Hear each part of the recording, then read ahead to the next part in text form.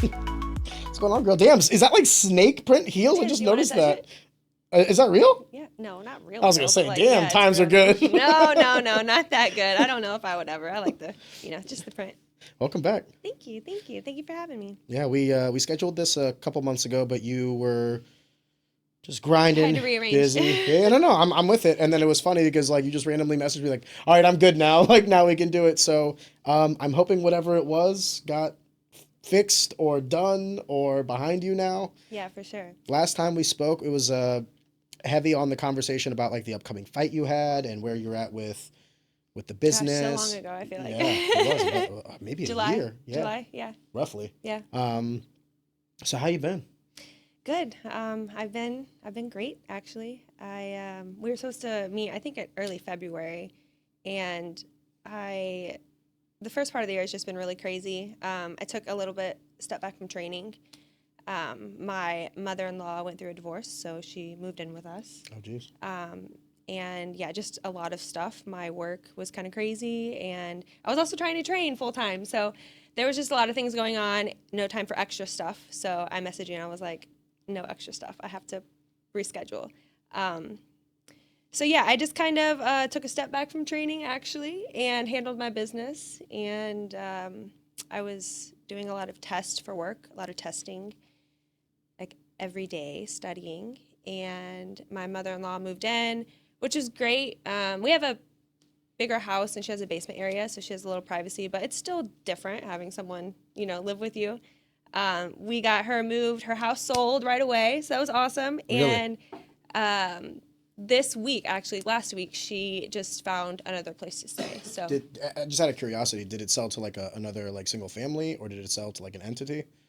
single family. She's actually from Chicago. Okay. So she had just had her house with her husband, and then they just sold it. Gotcha. So All right. she's from Chicago and then moved here, and she's a manager at Jules now, or not Jules. What is it here? Deerberg's. Oh, okay. She was at Jules, and now she's at Deerberg. She makes beautiful flowers. So if you see flowers at Deerberg's, that's my mother-in-law. But yeah, that was just a different time, for me and my wife, and I had to put a lot of personal things first. So got that handled. How difficult is that for you to set training aside? Because I know that's important to you. I've never done it. Never. This was the first time in, 10 years, 11 years. Everything that I did was training first, and then second was my career, and then the wife stuff kind of filled in between there. But also training with my wife is wife time, so that was not easy to manage, but it was a system, it was a schedule, and then when I had to put that on the back burner, it was difficult. It was scary, but I was able to move things, like move levers. I don't think I would have been able to do or handle things if I was at the gym. It's funny now looking back. I was at a jiu-jitsu seminar with Amanda and Jasmine and Leanne. They put it on at Revive, and we did this yoga thing, and this lady was talking and meditating stuff, and she was like, "You are not jiu-jitsu. You are not this." And I'm like, I am jiu-jitsu. I am jiu-jitsu. And then to follow that up, Amanda was talking about that quote, and she's like, it's sometimes life happens, and the gym is not the place to be. Sometimes life happens, and you should just be at the gym. But sometimes life happens, and you have to take a step back. And in that seminar, I was like, there is nothing in my life that would make me not be at the gym. Like, I am jiu-jitsu. This is me. I identified with it so much. But then stepping back, in that moment, I was like, okay, this is what she means. Like, my career is kind of teeter-tottering because I've been putting so much in training. I've been kind of just at this certain place. If I want to further my career, I have to put more into my career. If I want to handle my family and help my family right now, I have to put training on the back burner. So it was very hard, but I did it, and I learned a lot. It's been 4 months since I've been at the gym every day, and this week is the first week where I've been like back at it. So I'm really excited and proud of myself for taking the step back. Two things on that. Number one, I think it's difficult to stay consistently in the gym, and you're one person who's like really active. So when you say that you're taking, training as a back burner, I mean, you're still training. You're just not training like to stay ready for a fight Yeah, or to I get was ready still for a fight? I was still actually at the gym about 4 days a week, whether that was at the gym or at 4 days a week, God my bless. house. But That's for most people's camps. right, but for me It's different. it's every day. It's 2 days it's 2 day or 2 times a day, 5 days a week, and then 6 days I take an off day. But for me, that was it. So not only is that a step back from my normal routine, that's mental for me. Like the days that I didn't get to wake up and sweat, like it was hard. I wasn't as sharp. I didn't feel as good. There were a lot of days where I cried a lot. Because you couldn't But go train. yeah, because I couldn't train and it was stressful. I had to figure out how to emotionally regulate, like without punching stuff. Do you think at this point, like your routine is also your identity? Because like one of the things that was difficult about, and this is a conversation I've had with a lot of fighters, so it's not just anecdotal to myself. You get into this routine and this identity with training as a fighter. When people talk to you, they're like, "Oh, there's Lillie, she's a fighter." But then like if you don't train as much, or if you're not training for a fight, then you kind of feel almost like you're like a false. There's like this. What do you call it when you fake something? Not an actor, but Imposter syndrome. imposter syndrome. Thank you. So I think a different perspective on that. I think I had a hard time with identity because I was so split with my work and fighting. And I have a career, a great job. And then I've also aspired to be, before the Olympics were called off, which we mentioned last year. Last year, my goal was to be in the Olympics. So it was like, my goal is this. And then I was always split. When I was at work, I was thinking about training. And while I'm sitting here for 8 hours, I could be running or watching jiu-jitsu or training or kicking the bag. And then when I'm at the gym, especially the last 6 months of my life, I was like, I can't focus because my bills have to be paid. My career is not where it's supposed to be. So I had a huge split imposter syndrome. Like every day it was like, I'm here. Where do I put my effort? So I think this allowed me to disassociate myself with both and kind of look at what makes me happy, what's going to move the levers for me. And it's clear that I'm not happy at the gym when I'm worried about work. And it's clear I'm not happy at work when I'm worried about training. So I have to get to a place where I can handle both. And in my mind, I was like, I'll just do this, this, and this. I'll do it all. And I was like, I can't do it all. I can't have my cake and eat it too at the same time. I have to bake it. I have to, sift the flour. I have to put it in the oven and then sit and wait. And then once the cake is done, then I can have a piece and share it with everyone. When I was talking with Erin, she was talking about how like she's had to manage so many things at the same time.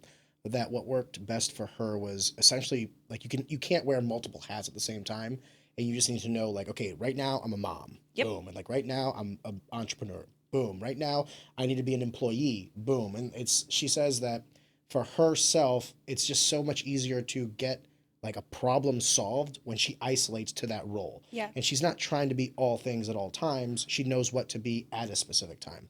When she was talking to me about that, I didn't realize it at that time, but I was like, oh my gosh, that makes so much sense. I'm doing that as well. I just never thought about it like that. Like when I go home, I'm a dad, I'm a husband. When I'm working, I know when to be the employee. When I'm working on my projects, I know when to be the employer. I find that now in my life, I don't disassociate. Like I am all these things, right? Like I have all these titles, but for some reason fighting is just like different. Maybe it's because it's such a high demand of your effort, and the outcome of doing it incorrectly is like dire physical consequences. But like I never felt that with fighting. Like if I wasn't training, I didn't feel like a fighter. If I wasn't in the gym, I was like, well, what the fuck am I doing? You know what I mean? Like I'm just like wasting away time, especially in my youth. I feel like there's a fire under the ass in fighting that there's not in other aspects. Like you can always start a business after you're done fighting. You can always be a father after you're done fighting. Whatever it is that you want to do. For you, I guess, to be a mother, or I don't know what your metrics of whatever you want post-fighting is. Forgive me. But fighting is not something that you can like hold off on. Does that make sense? It is a young man's sport. And I think one of the other variables in this is, you only have so much time to do that. With everything else, we have our whole lives, literally till the day we die. But with fighting, there is this window of opportunity to do it, and if we ever step away from it, it feels as if there's lost time. Yeah. I don't know if that was like also adding to the pressure of taking a step back. I think that a couple things. So that was missing my prime or missing the opportunity, which I still have. I'm 32. I can, I'll fight in 2 years. She said, I'm still in my prime. Yeah, I'm still in my prime. But I think that I would have not been, and I tried, I wouldn't have been comfortable going all in on fighting if my career and my finances weren't right. Like, yeah. I couldn't call off work for a week for a fight in Vegas, knowing that when I come back, I have all these files to, like, I could not just fully identify myself as a fighter if I have all this other stuff to handle. Do you envy the guys that don't have that? Like, I remember when I was coming up, there was a lot of fighters that only had fighting. And, like, they would work, blue-collar jobs, whatever just got them by. And they were really pursuing, and they were putting all their eggs in that basket. Mm-hmm. And I remember when I was, like, 21, 22, 23, I was like, man, they're so fucking lucky. Like, I was going to school, I was working, all these other things. Meanwhile, they were just, like, focused on work and fighting. And if they needed to take a week off work, they would. If their boss wouldn't give them a week, they'd quit their job. And I remember looking at that, I was like, oh, my God, it's such a superpower to just not care. But looking back on it now, I feel like, I said it off the record and I'll say it on the record, I feel like the fighter that chooses to fight is much more dangerous than the fighter that has to fight. And there's like this fine line that's crossed. And I've seen a lot of fighters hit this where like early 20s, it's fun, it's, progressive, it's like whatever we get out of this, we'll get out of this. And then you can kind of see it more, especially with like the local pros where they're like, well, I need to pay my rent. Yeah. I need to fucking fight. I'm hurt from camp, but if I don't get to the fight, I won't get my check. And if I don't get my check, I can't feed myself this month.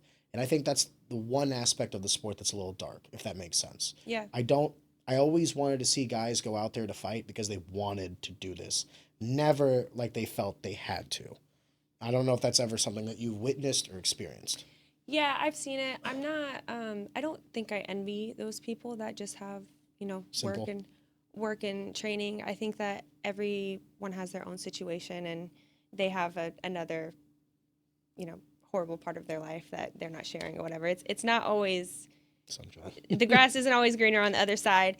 I really try and focus on myself. I think comparison is hard. It's really hard. It gets you down on yourself. But I don't know. I think everyone has their own struggles and everyone just has their own situation. I think for me, I have to make sure that my career is stable before I go play with punches to the face because that's not paying my bills. Do I envy someone who doesn't have the bills to pay? No. Maybe they don't have a house. I don't know. Yeah. But I think that when I think of specifically people that don't have to work or that are funded to train, I think about like overseas, Team USA. It wouldn't be Team USA. Overseas, WACO, their tournaments and competitions are funded by the government. So the kids they get scholarships and they get to go train, not for free, but, if they're doing, so I think that is what I would envy is like more of a support for fighters, sponsorship for fighters that, if it was a matter of me taking off for a week and losing that amount of income, if that could be there for me to not have a dip, that would be cool. But it's hard, man. Everyone's got to balance life, work, and the gym. And it's only getting harder.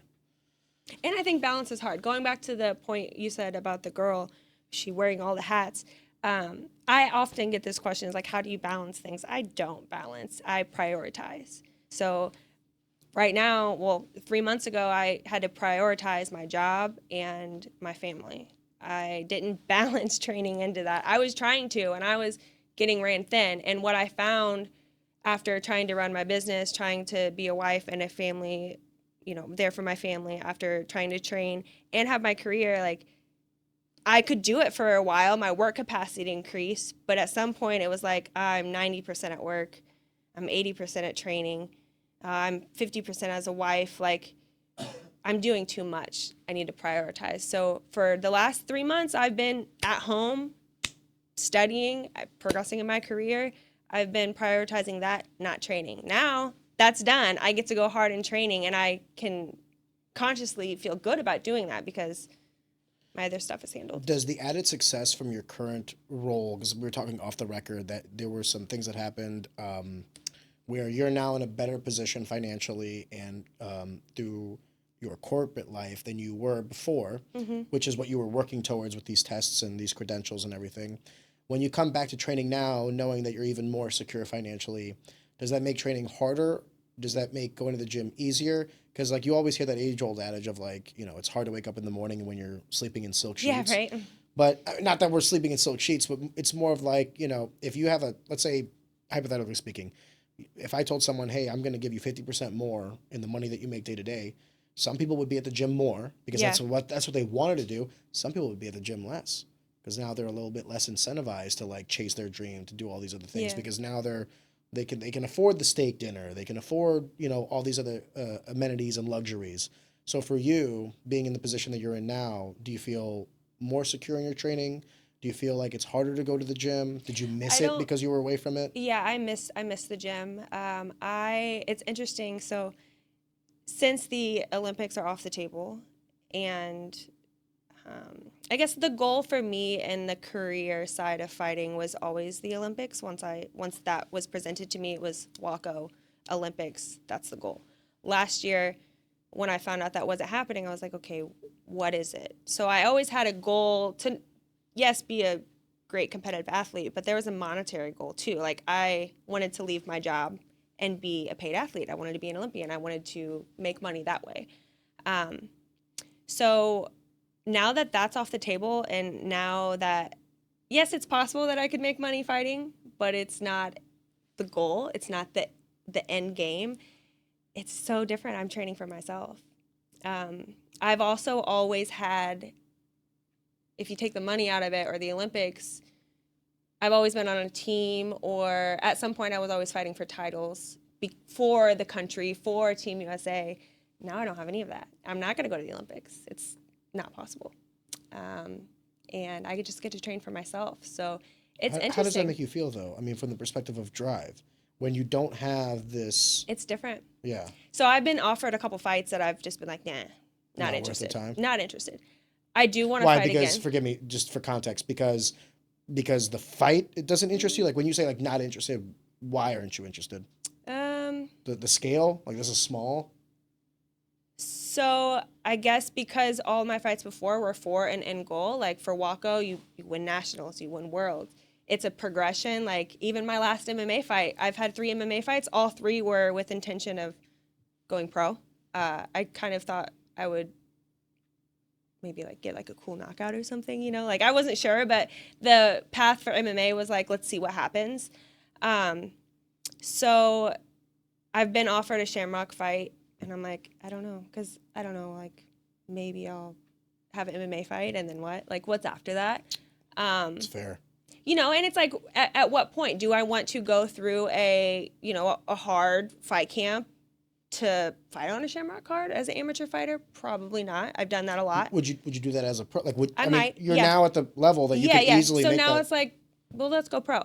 So it's not as if you're saying you wouldn't fight without this sense of like progression, but now it's to the next level of being a professional athlete. Is that fair?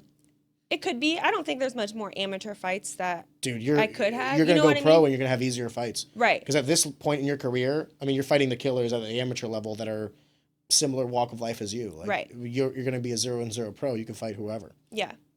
So I think that will be the next step, and that'll again be like for me. I don't expect to.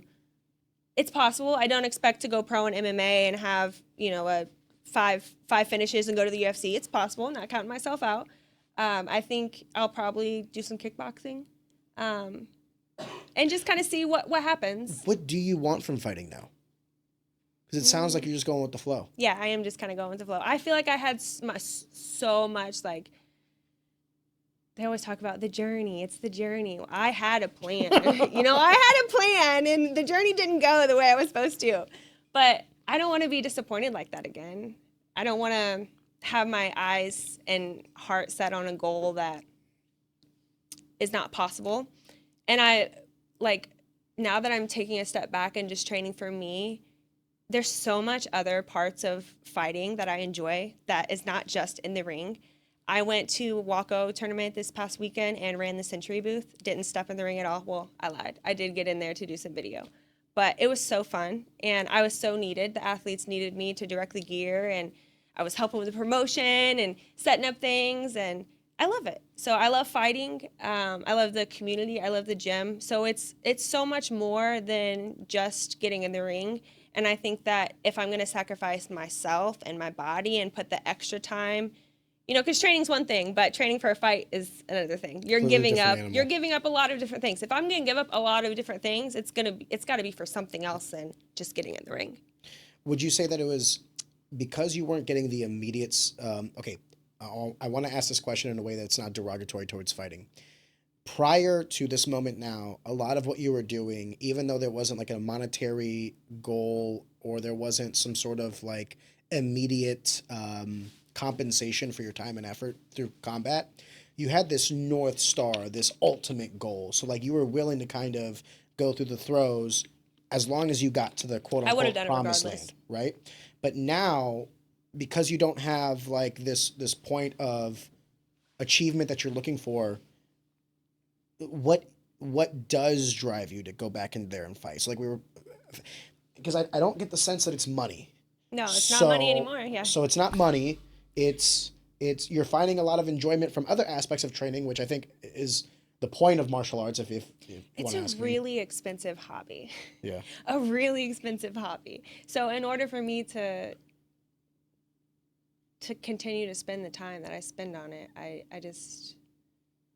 Well, would you say that you're kind of double dipping though, because you do have sweeps and teeps? Yeah. So it's like, doesn't the training somewhat help with the business, or am I incorrect? Because you're networking. And that too. And that's kind of what I was saying about not just in the ring. Like when I'm at the gym, that's when my business grows. I get ideas, I get content, I get people. Like when I'm at home, very small. Like, it's just me. But I love the community. I love sweeps and teeps and how I'm able to use that as a creative outlet. There's so much. I just feel like I kind of limited myself focusing on the goal only. And to your comment about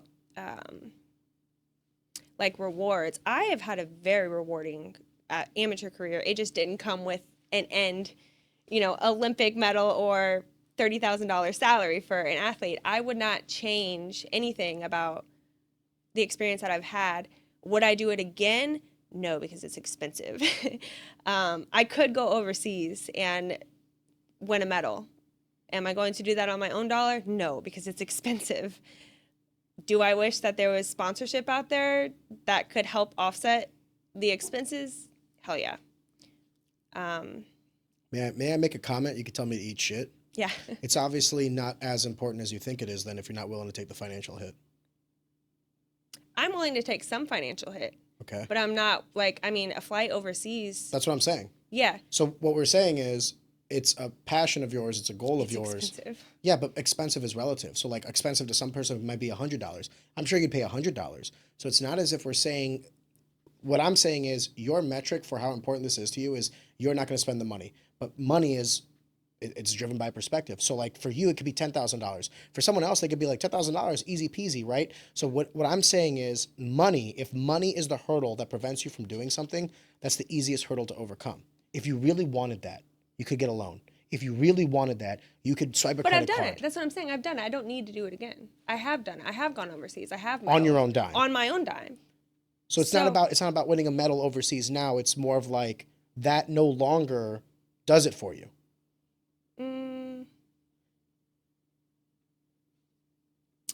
I don't know. Because it sounds like you know one thing for certain. You love this community. You love martial arts. You love this. Mm-hmm. But it's almost as if, forgive me if I say this, like you're kind of like in a weird spot, like almost at a crossroads, at least from what I'm saying to you. Like you don't really, I don't want to say you don't know what you want to do because that's not necessarily true, but I don't think you've decided what you want to do. I can't continue to compete overseas and train for those type of fights without financial support. I was literally like running myself into the ground, working so much, training so much. Like, and that's when I was like, I'm working a lot. I've found sweeps and teeps so I can make a little bit more extra money, but like at what point is it too much? It's just too much. You know, the girls that are overseas that I'm in the brackets with, they're funded. They're spending 8 hours a day on the heavy bag. So even if I had the financial support, I still have a job. I still have to work 8 hours a day. So I think for me in my situation, training with no limits is not possible. It's just not realistic for me because of the priorities I have outside of my life. Like, I have a house, I have a wife, I have a family, I have a career. So I can't just... Have you had these conversations? I'm sure you have, but have you had these conversations with your wife about the next step? And because obviously you're not in isolation. Like, this is a very selfish sport, but you are married and she's also in the sport. What are those conversations like? Have you also thought about her career and her next steps? And forgive me for asking, but what I am really asking is, like, what are you guys trying to do together? Yeah. So Liz actually is looking at, she's actually in the run for promotion at her job right now, which is awesome. Congrats. She's a social worker, so they don't make much money at all. But this position is in management, which will allow her to make some more money, which would be very different for us. I'm also like furthering my career, so I'm at a better stable place, I guess you'd say. 6 months ago, I was like working up to it.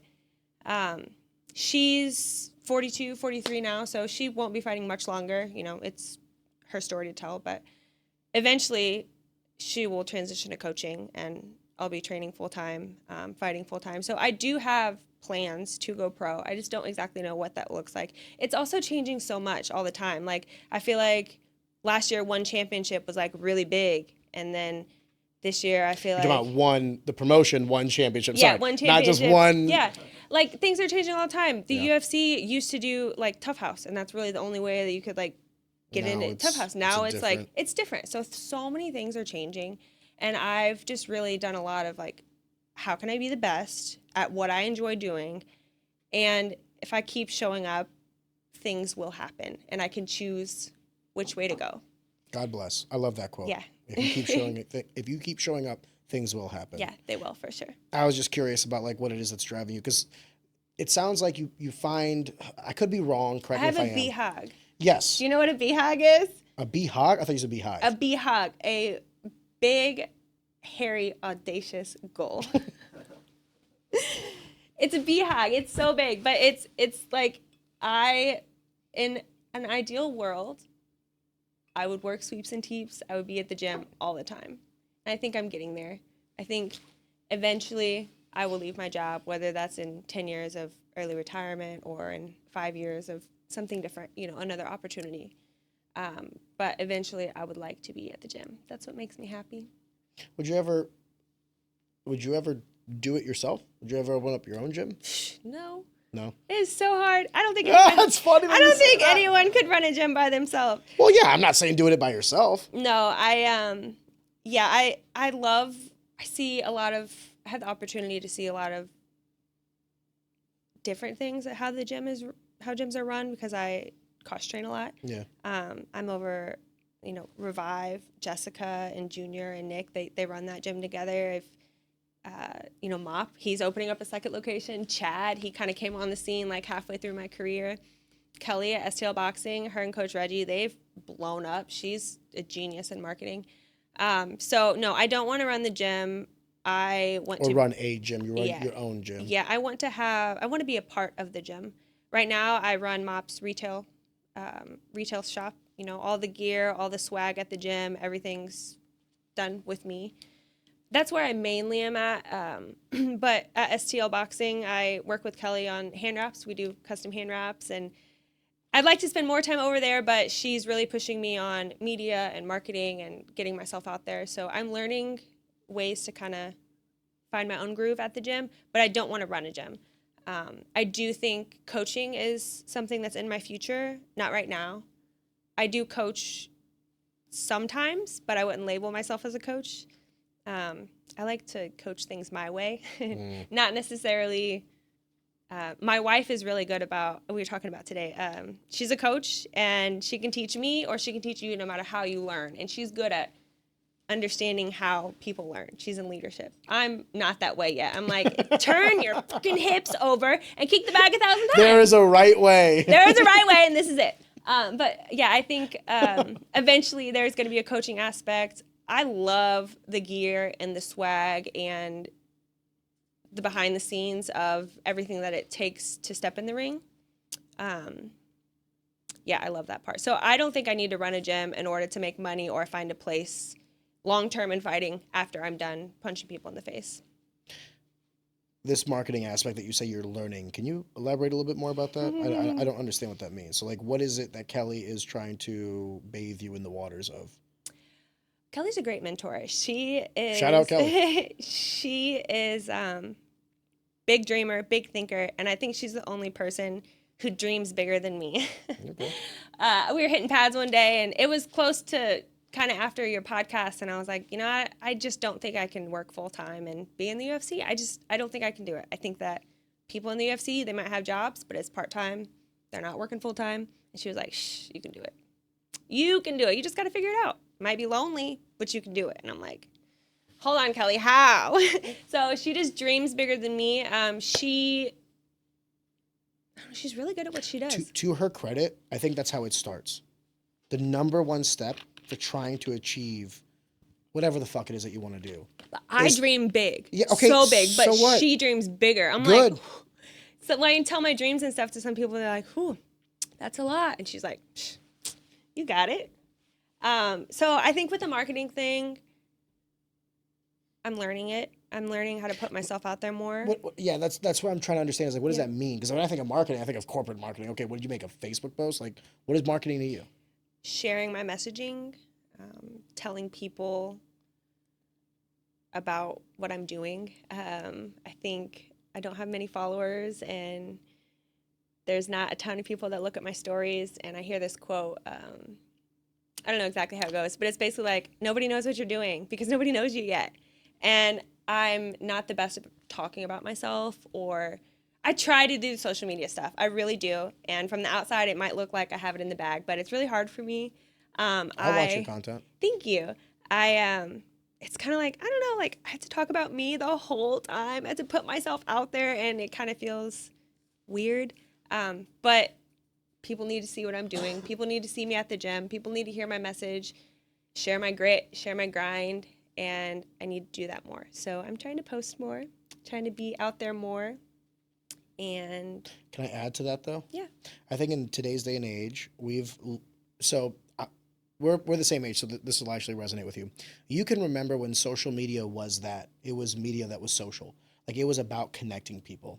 We've lived throughout this transition to where, we had like MySpace and whatever was before MySpace, AOL Instant Messenger back before then, to where now social media is not a social media really. What it is a way for people to be social, yes, but more than anything, it's because of the death of cable, because of the death of radio, now like everything's satellite radio or Spotify or what have you, because people now just stream everything.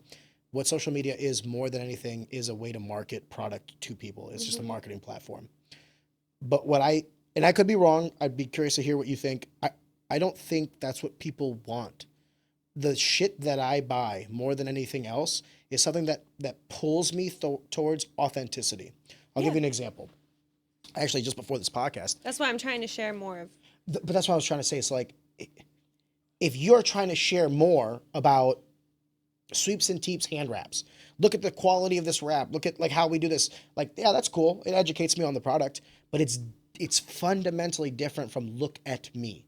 Look at my story. Look at me, Lillie, where I've been, where I'm going, what I've done. Does that make sense? Mm-hmm. Because then it's like, if I'm invested in you, you could have 5 products that I'm now invested in. Yeah, but it's me. That's the part that I have to overcome, because I'm like, everyone talks about themselves on social media. I'm like, I think it was like 2 years ago, my friend was like, you need to post more pictures of your face. Like, it's all just, if you go back, my Facebook or my Instagram was mostly just action shots, or I'm like, why do I have to post my face? Like, people want to see you. And I am authentic, and I don't, I'm authentic in the way that I show up on my social media, but I just feel like it's weird. I don't know. I know I need to do more, but. I don't think you. I want to be careful. And how I there say are this. also some people, influencers on there that are not authentic, that are blowing up, that are. I always think that's short term though. That is How also many of true. them have come and gone? Yeah, and I don't want to go viral to go viral. That's the other thing is like, what is the goal? So like some people want to go viral. That is the goal. Some people just want to be like, hey, I want to be the biggest fish in a small pond. Like I just want to push my product in the local community because I'm a brick and mortar store, so I don't need 50,000 followers. Yeah. I don't need. Earlier you made the comment of like, there's not a lot of people that watch my content. I'm like, dude, that's a perspective thing. If you have 10,000 followers, I have 3. more than us. We have 2,000. You're bigger than us. Yeah. So I'm sure if I looked at your numbers, this is more for like a humbling thing. Like if I looked at your numbers, I'd probably be like, yo, this is amazing. But Yeah. then you look at your numbers, you're like, I don't know, I could do better and all this other stuff. I just think that if the North Star is authenticity, everything else will follow. Everything else will follow. I've been authentic for a while on my Instagram. I've tried to do a lot of things to quote unquote go viral, which is I thought what was supposed to happen. I never went viral. Is that what you want? Do you want to go I viral? thought that I needed to. Like I thought I needed to have followers and stuff, but I don't. I don't need to go viral. I don't need to have followers.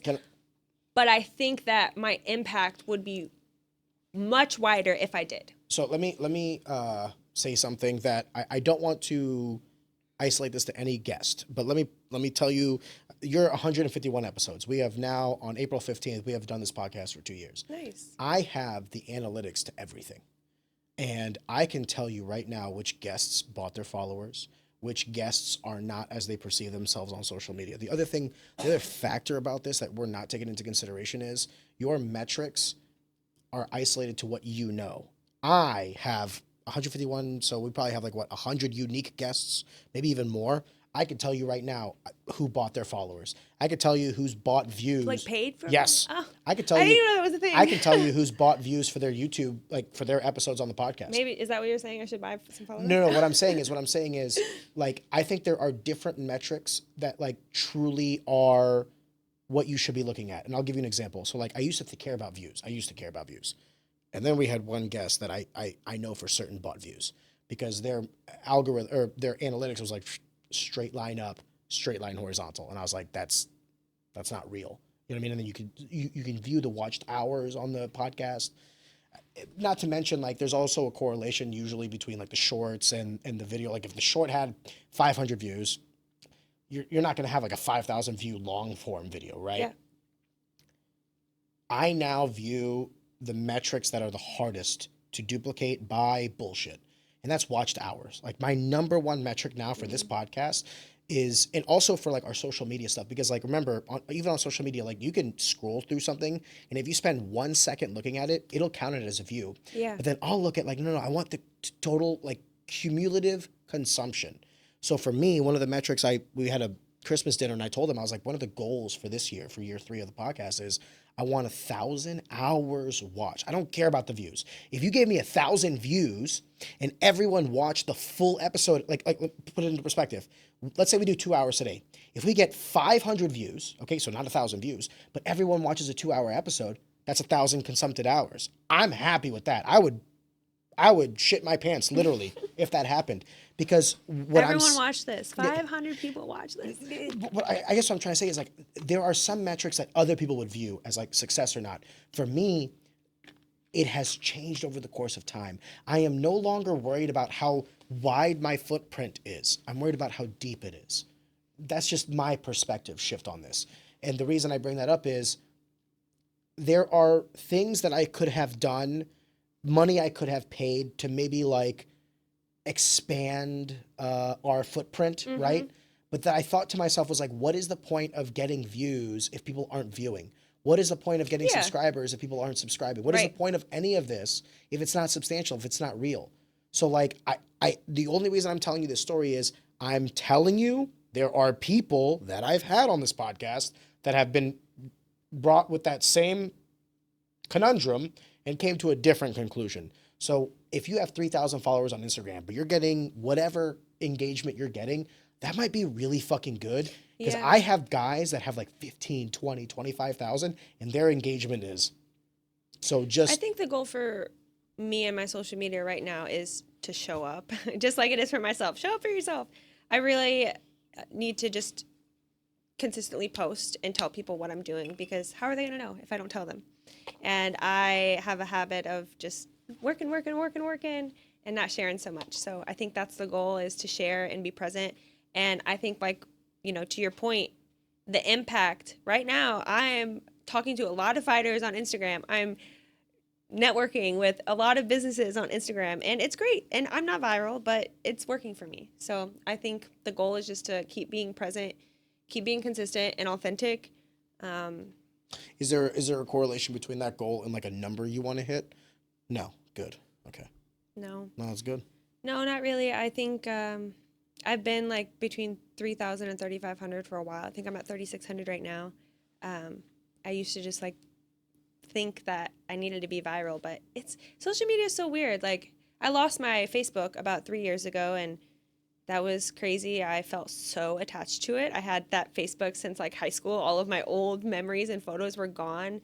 And at that point, I was like, it got hacked. It was stupid. My Instagram got hacked. So stupid. And so I was like, I've spent so much trying to build this. Did you try to get it back? Forgive me for interrupting. Did you try to get it back? Yeah, how shitty is that Instagram process? So what happened is they hacked my Instagram, logged onto my Facebook, and put a Facebook ad out. They used my credit card and put an ad out that was so bad. I don't know what it was, but Instagram or Facebook basically said like the ad was so bad that you're never allowed on Facebook again. And I was like, this isn't me. So they logged in through like my Instagram and then logged in through my Facebook, and my Facebook got shut down. I was able to get my Instagram back. But then after, I had so many friends on there, and I was so mad for like a whole week. And I was like, I'm not this angry of a person. I do not like how mad I am about this. It feels invasive. I got my Instagram hacked, and to this day, my Albanian one Instagram is still not mine. Yeah. I still can't get it back. One of my low-key, one of my goals is to get to the point where this podcast like gets big enough to where like I can talk to a rep to be like, hey, I don't even want that account back yet. You might be able to just send a letter. We can talk after. Yeah, let's talk after, because I tried all the things. The account is still up. I don't know if it's posting anything because they blocked me, right? But I don't have an Instagram. Yeah, the Albanian one account. I think it's still a thing. Yeah, it's still a thing, but I hope they're not fucking posting on it. I don't even care about it, but like you have to understand, it almost felt like identity fraud. Yeah, because people were messaging me about like this. I bet you could easily get it. I hope you're right, because people were messaging me like, "Why are you trying to push a cryptocurrency on me?" I was like, that's literally what it is. I'm like, dude, I'm really not. I had to. I deliberately did not create an Instagram to be like, hey, everybody, I'm not on Instagram, and then I made a podcast and got on Instagram, which honestly, life hack. If you create an Instagram through like a business, you get all the perks of Instagram, but no one knows what is going on in my life. Yeah. You know what I mean? So like I get to kind of like peer through the looking glass. Like I can snoop around what everybody's doing. No one has an idea. So even my Facebook is just connected to my Instagram. So like whatever I post on Instagram basically goes on my Facebook. I don't believe that social media is any like social anything anymore. Like there's no value I get in social media from the perspective of actually like communicating with people. Well, how are you gonna message your friends? You probably don't have their phone numbers. I do. You do? You got the phone numbers? Yeah, dude, I call people. You want to know how annoying I am as a friend? I don't text. How annoying is it to get an 8:30, 8 a.m. call from me? I'm usually up on that. Okay. So you're the outlier, but like I've had people be like, you could have just texted me that. I was like, yeah, but then You like to call? I like to call. Calling is way better. I agree. I don't mind it. You're biased. So yeah, no, I am that asshole. Like I have your number and I will call you. And I've even made the comment that of like, because I'm sure you know this, like as a fighter, you get a lot of criticism. You know what I mean? And my rule of thumb now is if I don't have your phone number, I don't care what you have to say. I don't even. You're not important enough to me to criticize me to care. The podcast is a small difference because I am still learning it. So like I'll take criticism. Like if someone says like, hey, the audio sounds like shit, like, ah man, you're right. Like I'll work on that next time, or the lighting looks bad. Like there's criticism that's constructive, but then there's like, fuck you. And I'm like, oh, okay, yeah, okay, sure, sounds great. Bullying on the internet is so funny. I don't even have time to do that. Like I can't even match my socks. Like much less go on Facebook and talk about someone else. I think you'd be surprised at how many people get lost in the sauce. Yeah. What's also cool about social media on Instagram, if you don't know, there's an unfollow button. So like if you don't like what someone's posting or you don't love them, like you can just Unfollow them. That's well done. Well played. Yeah, that was the other thing that yeah, you're absolutely right though. Like how many, Mike Rogers was the one who said it. He's like, I just don't argue with people anymore. I just like unfollow them. Yeah, And yeah. I'm like, Mike, you're such a grown up. He's a 50-year-old man. Like how mature of you? Because I've seen other people go hard on the paint like about World War III. politics. About dude, it's just social media is great. It is great. Like, and the pie chart of like good bad, it is majority Yeah. good. However, Yeah. it is not without its bad. So we were talking a little bit about this time that you've taken off of fighting. You are now getting back into the groove of things. Mm-hmm. You kind of alluded to this, like where you've had opportunities to have certain fights, but they weren't necessarily what you were looking for. So what are you looking like? What is the next one? So for fighting, I'm not sure. Not possibly pro? Possibly pro, yeah. If not pro, what else? Probably just pro. Like Yeah. maybe one more fight. Why? I don't know. I don't know. I would probably just have to be like to get in a promotion because I haven't really fought many promotions. You could easily get into another promotion. Yeah. There's the president of Walco just started a promotion, knockdown promotion. It's a stand-up kickboxing promotion in Nashville. They are doing their first card next weekend, I think, and next card is in July. The third card is in October. So I'm looking at that one. The October one? Yeah. It's going to be, they have a rooftop bar in Nashville, so it's super cool. Yeah. I might come out for that one. Yeah, I'm looking into that. That's kind of really been the only thing that has excited me. If you do that, let me When know. anything I'll buy a ticket. I'll For make sure. a weekend out of it. Yeah, I'll take my that'd be wife out. fun. Yeah. And then before that, I'm looking forward to training this summer. I'm sure something will come up. I'm going to go to the TBAs with my teammates this year. I'm not going to compete, but I'll be there. Sweeps and Teeps will be there, and I'll be there to support. But I'm just looking to get at training full time and get back in the gym full time and see what happens. So there's nothing really on the horizon Nope. immediate. It's just Nope, nothing go on the with horizon. flow. I just started sparring this week. First time sparring. Next week, I'm gonna see a post from you. Yeah, like, right, all right, next week, buddy. 3 months out. Fight announcement. Yep. I don't know. It has to be something I'm excited about. So we'll see. And what about Sweeps and Teeps, if you don't mind me asking? By the way, shout out. Thank you for doing our shirts. Appreciate that. Yes, for sure.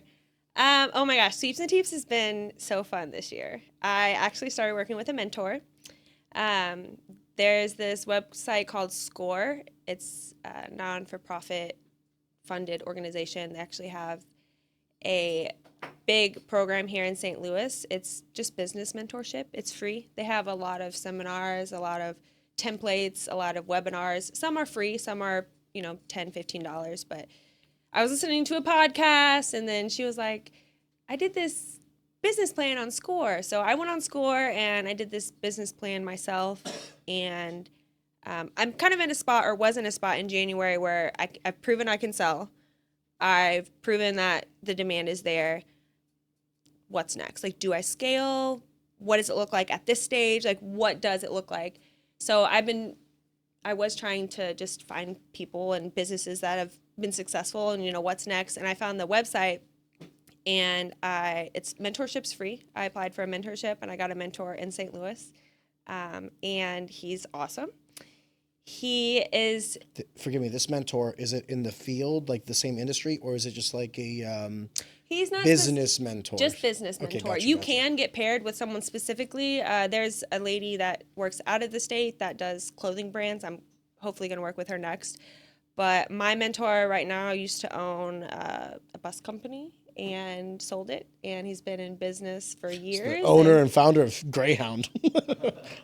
And he's just helping me just in general with business things and getting a system and scale. So that has been really eye-opening and great. I've learned a lot. He challenges me in different ways. We meet once a month. You're kind of underselling I've this for yourself learned- as well, because one of the things I'll say is you network very well. Oh, thank you. You do I'm lunches trying. and dinners and stuff Thank like you. that.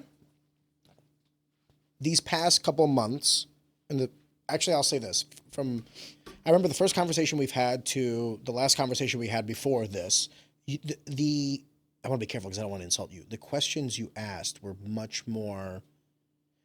I talk to a lot of people that try to get in business, and it's very surface level, a lot of the questions, which make me immediately think like, okay, dude, like you could have YouTube. Like honestly, you could have YouTubed But there's this. so much information out there right now. Like entrepreneurship is like hot. It's like sparkly and shiny, and there's so much information out there, and it's hard to sift through. It's really hard to like. There's so much like you can start a business for nothing. It costs you $5,000 to start a business. Do it this way. There's so much right now on scaling quick and 100 million in 90 days or whatever, like so much out there. Well, I would say that half of it is also like fraud. I'll give you an example. Well, yeah.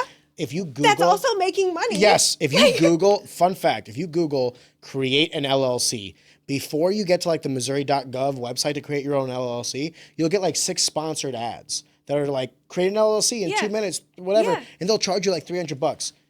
You could create an LLC in 5 minutes and $50. Okay, and people do that without even knowing or thinking through the complete business. That's what I did.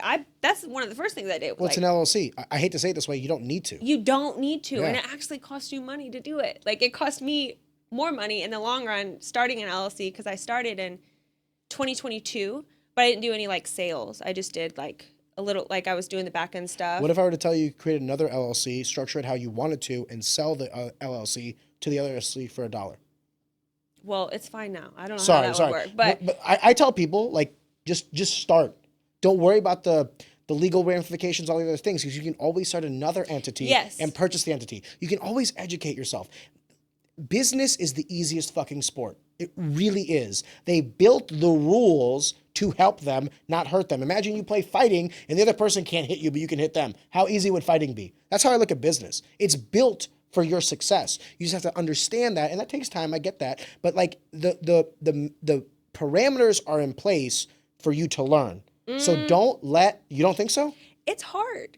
Like when you look up entrepreneurship, I'm sure on Google, the first thing that will show up is like you said, the ads, how to get your LLC. When I first started, it was September 2022. I filed my LLC, and then I didn't. 4 sweeps and teeps. 4 sweeps and teeps. Okay. I didn't make any sales that year. I just bought, I think, Equipment. no, not even equipment. It was the LLC, and then I don't even know what. It was very simple, like lots of transactions. So I didn't file taxes because I didn't make any money. 2023 came around. I made some money. I got an accountant. I filed taxes, and she's like, "Oh, what about 2022?" And I was like, "I didn't make any money." She's like, "Well, you still have to file." And I was like, "What? I didn't even have a business then." She's like, "But you did. You had an LLC." And I was like, Did you get an EIN in the mail? "I didn't file an EIN yet." Two separate things: LLC and then EIN. Two separate things. Correct. Sorry. So she was basically like, when we file these taxes, you're going to get a letter in the mail that says you owe a bunch of money because you didn't file taxes in 2022. We will file an amendment and it will be okay. So I got the letter. They're like, you didn't file taxes. This is what you owe. And she fixed it. But just like things like that, I didn't know that. I had to learn. There was no YouTube video that says before you file an LLC. But you're making my point for me. You didn't know. Yet the parameters, the rules in place did not punish you. You got your accountant. Did it cost you any money that you didn't know? Truly? It could have if I wouldn't have been able to file the amendment. I would make the argument that as within 7 years, you would have been able to file the amendment. And even if you didn't file the amendment, here's the truth of the matter. That's true. You can get an attorney.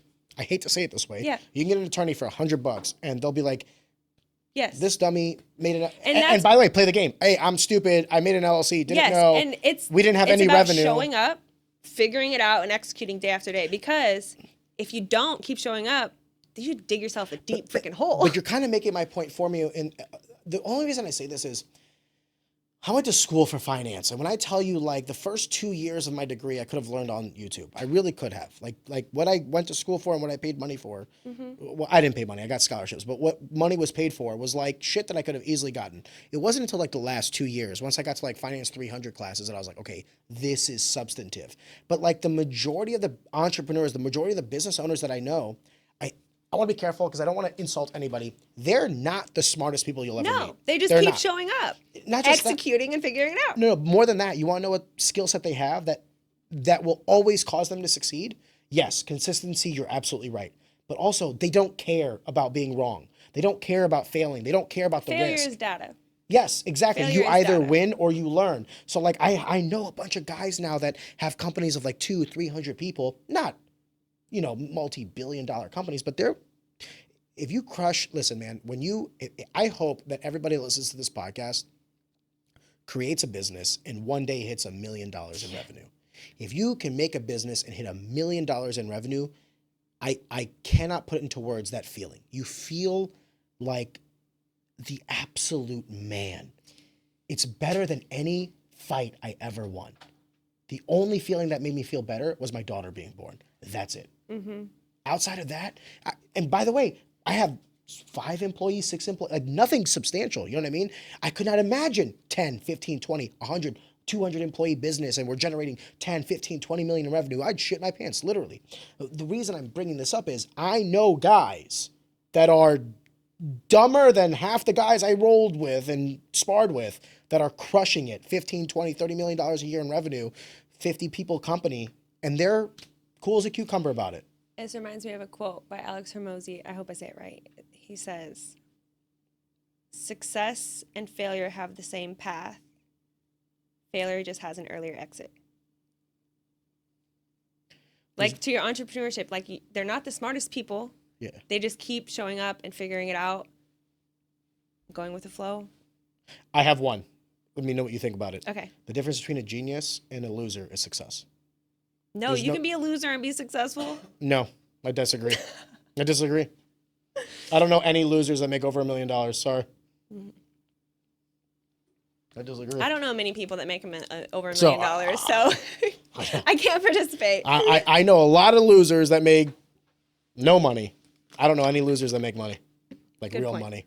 Sorry, I'm gonna sound like a douche. There's like no, and what I mean by like losers, I don't mean like they're fucking shady businessmen. I know some people that are like not morally upkept individuals. That's not what I'm saying. What I'm saying is you cannot say that you're a loser and you're generating that much revenue and you're generating that much economic growth. I'm sorry, you can't. It's an oxymoronic statement. You can't be both things. Business is hard to figure out. I definitely think having the mentor is Helpful. yeah, he's helping guide me and shape things. Like one little thing How long have you been working with him? Sorry. since January. Okay, so this year. Okay. Yep. One of the things that just a different perspective and I guess learning experience that I'll share for my pricing.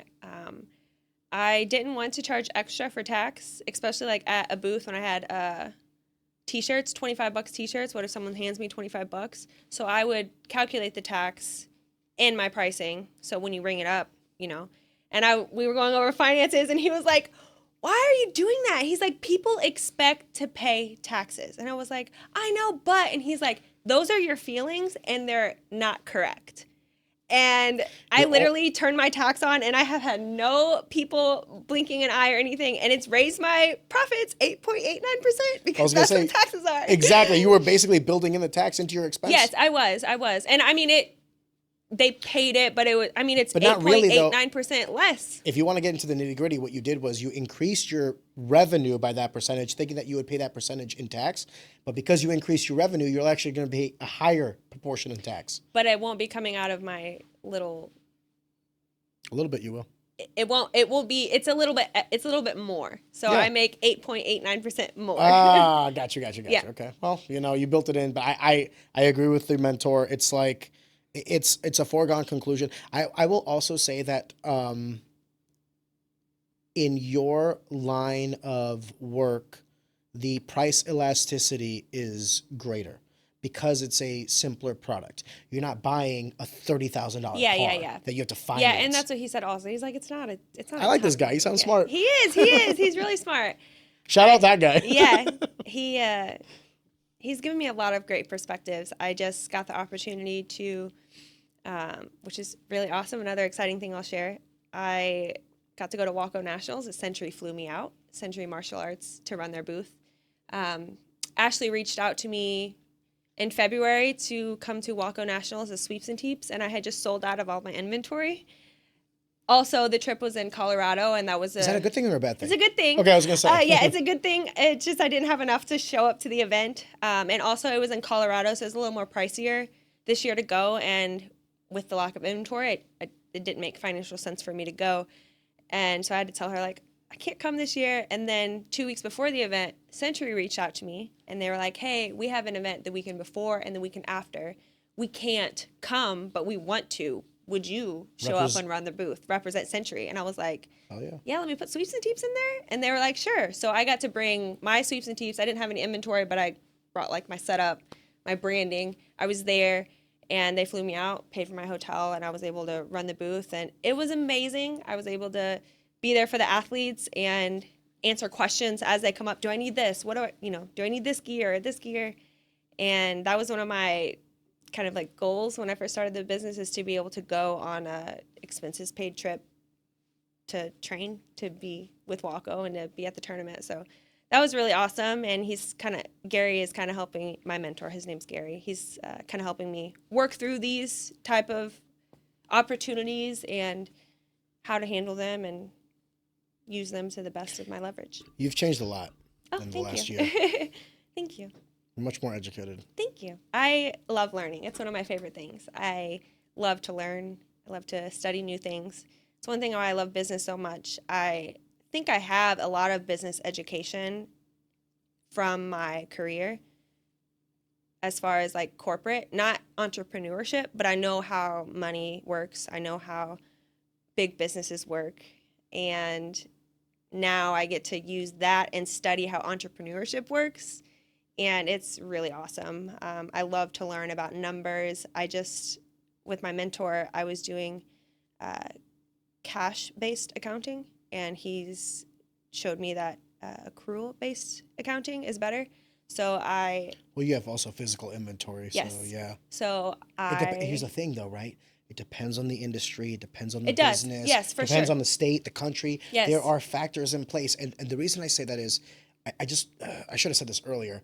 We're going to talk a lot about business, but you have to also understand, viewer, that like what she is talking about is pertinent to her industry, right, to her position, yes, to where she is at, and what it is that she is trying to sell. Same thing for me, right? We're in different industries. So like, yeah, you might not need I want everybody to kind of take everything we're saying, like it's like 50-50. Like 50% of it is universal.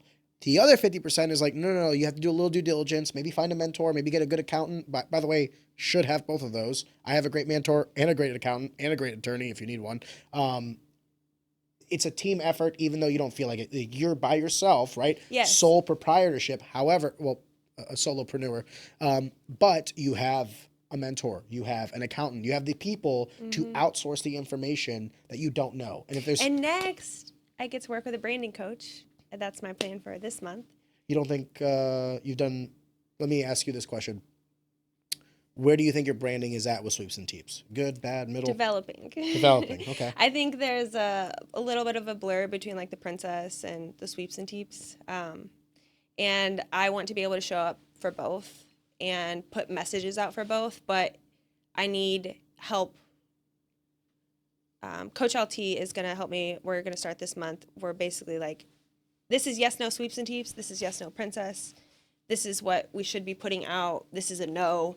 Do you want them to be mutually exclusive, or do you want them to be a Venn diagram? Somewhat. I mean, they are hand in hand. I'm the princess, I'm the owner, I'm an athlete, but also there's some stuff that I can put on Sweeps and Teeps. But if it ever grows past you. Yeah, for sure. And that's the plan.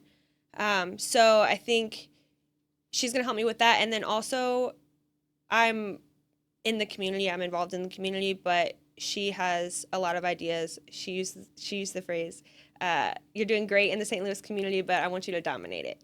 Like, there's so much more shows that I can go to. Shamrock, they have you were at the show last weekend. No, I wasn't at the show last weekend. No, not the Shamrock show. There's another...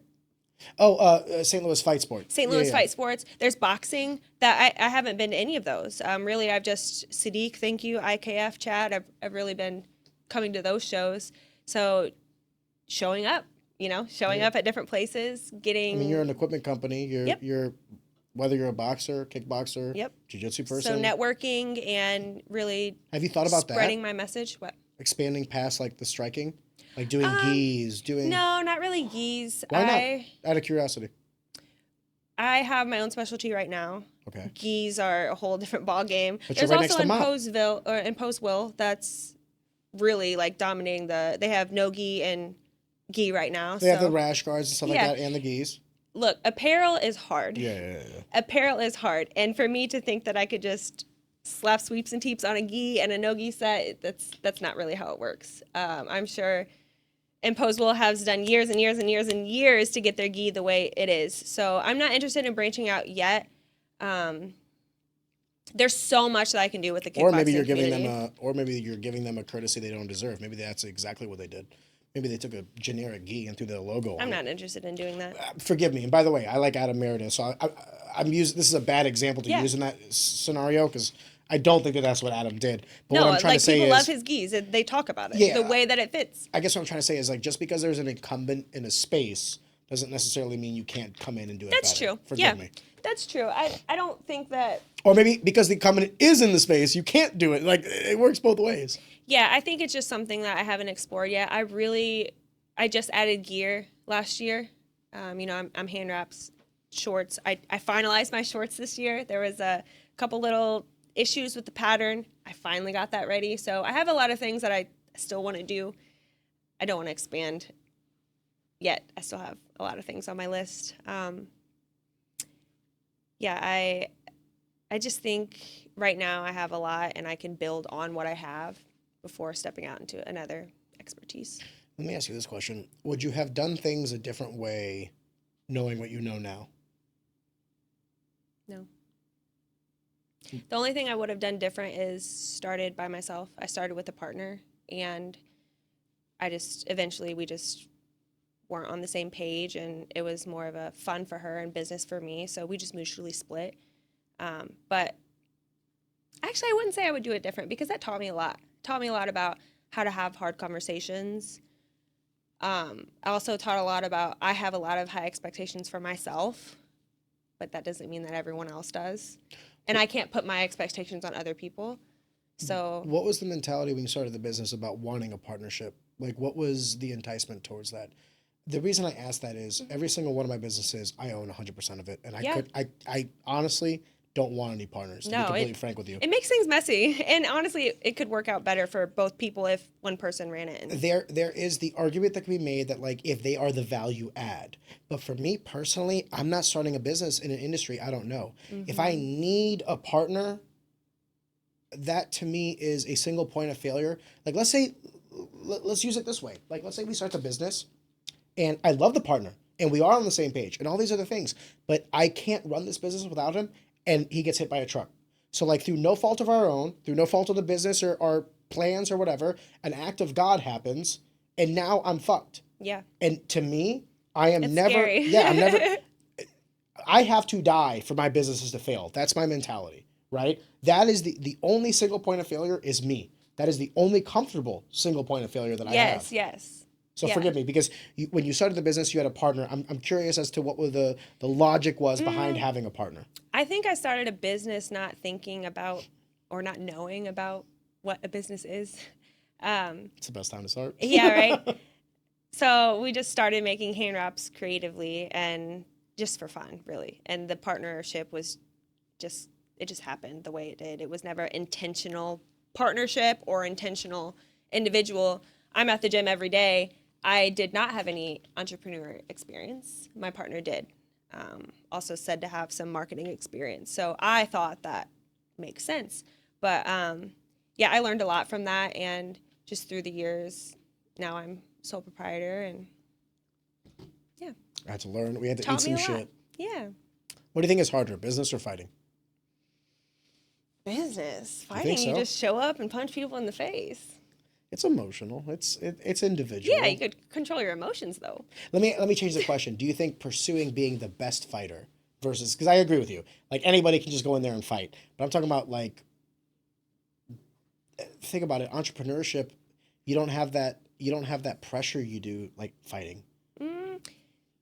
I would say some people do. I would say some people have the pressure because that's their only source of income. That's fair. So, like, I didn't think of that. You're betting on yourself, but you also have another job that provides. So it's like, that's why sometimes you can say I'm an entrepreneur because I do have my own business, but I'm not I'm not financially risking everything. I'm risking time mostly. I still have my You don't see that job. as a competitive advantage? What do you mean? I look at my ability to operate at zero margins as a superpower. I think it depends. Like I see brands that start and maybe grow faster than me because they do have all the time in the world. Well, maybe, or maybe there was other circumstances, other Yeah, variables, yeah, that's the true. market, the Yeah, timing, what for have sure. Yeah, most of the time I tell myself when I see something online, a lot of things happen that I don't know. you. You know, a lot of people did a lot of things behind closed doors that I didn't see. But yeah. You were saying earlier about going to like more events to try to get out there more. Is that Yeah. something I'm going to see in Yeah, 2026? yeah, for sure. I am working right now with my mentor on the back end stuff and branding. My inventory is coming eventually. Right now, there's a lot of things going on in the world that has put some damper on shipping. So that's another part that I'm learning. That's the nicest. That is the nicest way I've ever heard anybody put it. Yeah, that's another thing that I'm learning and dealing with as a business owner is, you know, Factors out of your control. yeah, factors out of Yeah. my control. But I'm just using the time to learn a lot. There's so much to learn in business, so much. But yeah, products and eventually events, I definitely want to show up more. Part of the constraint on that is my work and fighting. Well, was fighting because my weekends were like training, housework. So I would have to take time away to go to the events, which is mainly why I haven't expanded yet. Sadiq with IKF, they have shows in Kansas City and in Bloomington, where I'm from, and that's my next avenue is to expand on those ways. But in order to do that, I feel like I need to be there, you know, every time they have an event or frequently, and that's the constraint right now is just time. So These are inverse relationships, though. Earlier in this conversation, we were talking about how we're going to commit more time to fighting, but now we're talking about how we're going to commit more time to trying to expand the company. yes, but I'm doing it. I'm very intentional about my time now with Sweeps and Teeps. I spend 6 hours a week. It's mostly batched. Before I was like 15-minute break, getting my shipping label ready, back to work. On the weekends, like going here, going there. Now I'm like 2 hours on the weekends. If I have a meeting with Gary, I plan that. So I'm strategically planning my time a lot better to where I'm going to be able to do the things, prioritizing. God bless. You bring up a good factor about like variables out of your control, which I wish I could articulate better than how I'm about to do. We always say that there's like, you know, variables in your control, variables out of your control. Sometimes you can do everything right, and maybe the timing is wrong. Like, let's say you make a real estate management company in 2012. Yeah, right. Probably do a lot better than 2008. You know what I mean? So, like, the business model could be the same, the partners can be the same, the capital could be the same, but the timing can be what fucks you. And it has no bearing on you.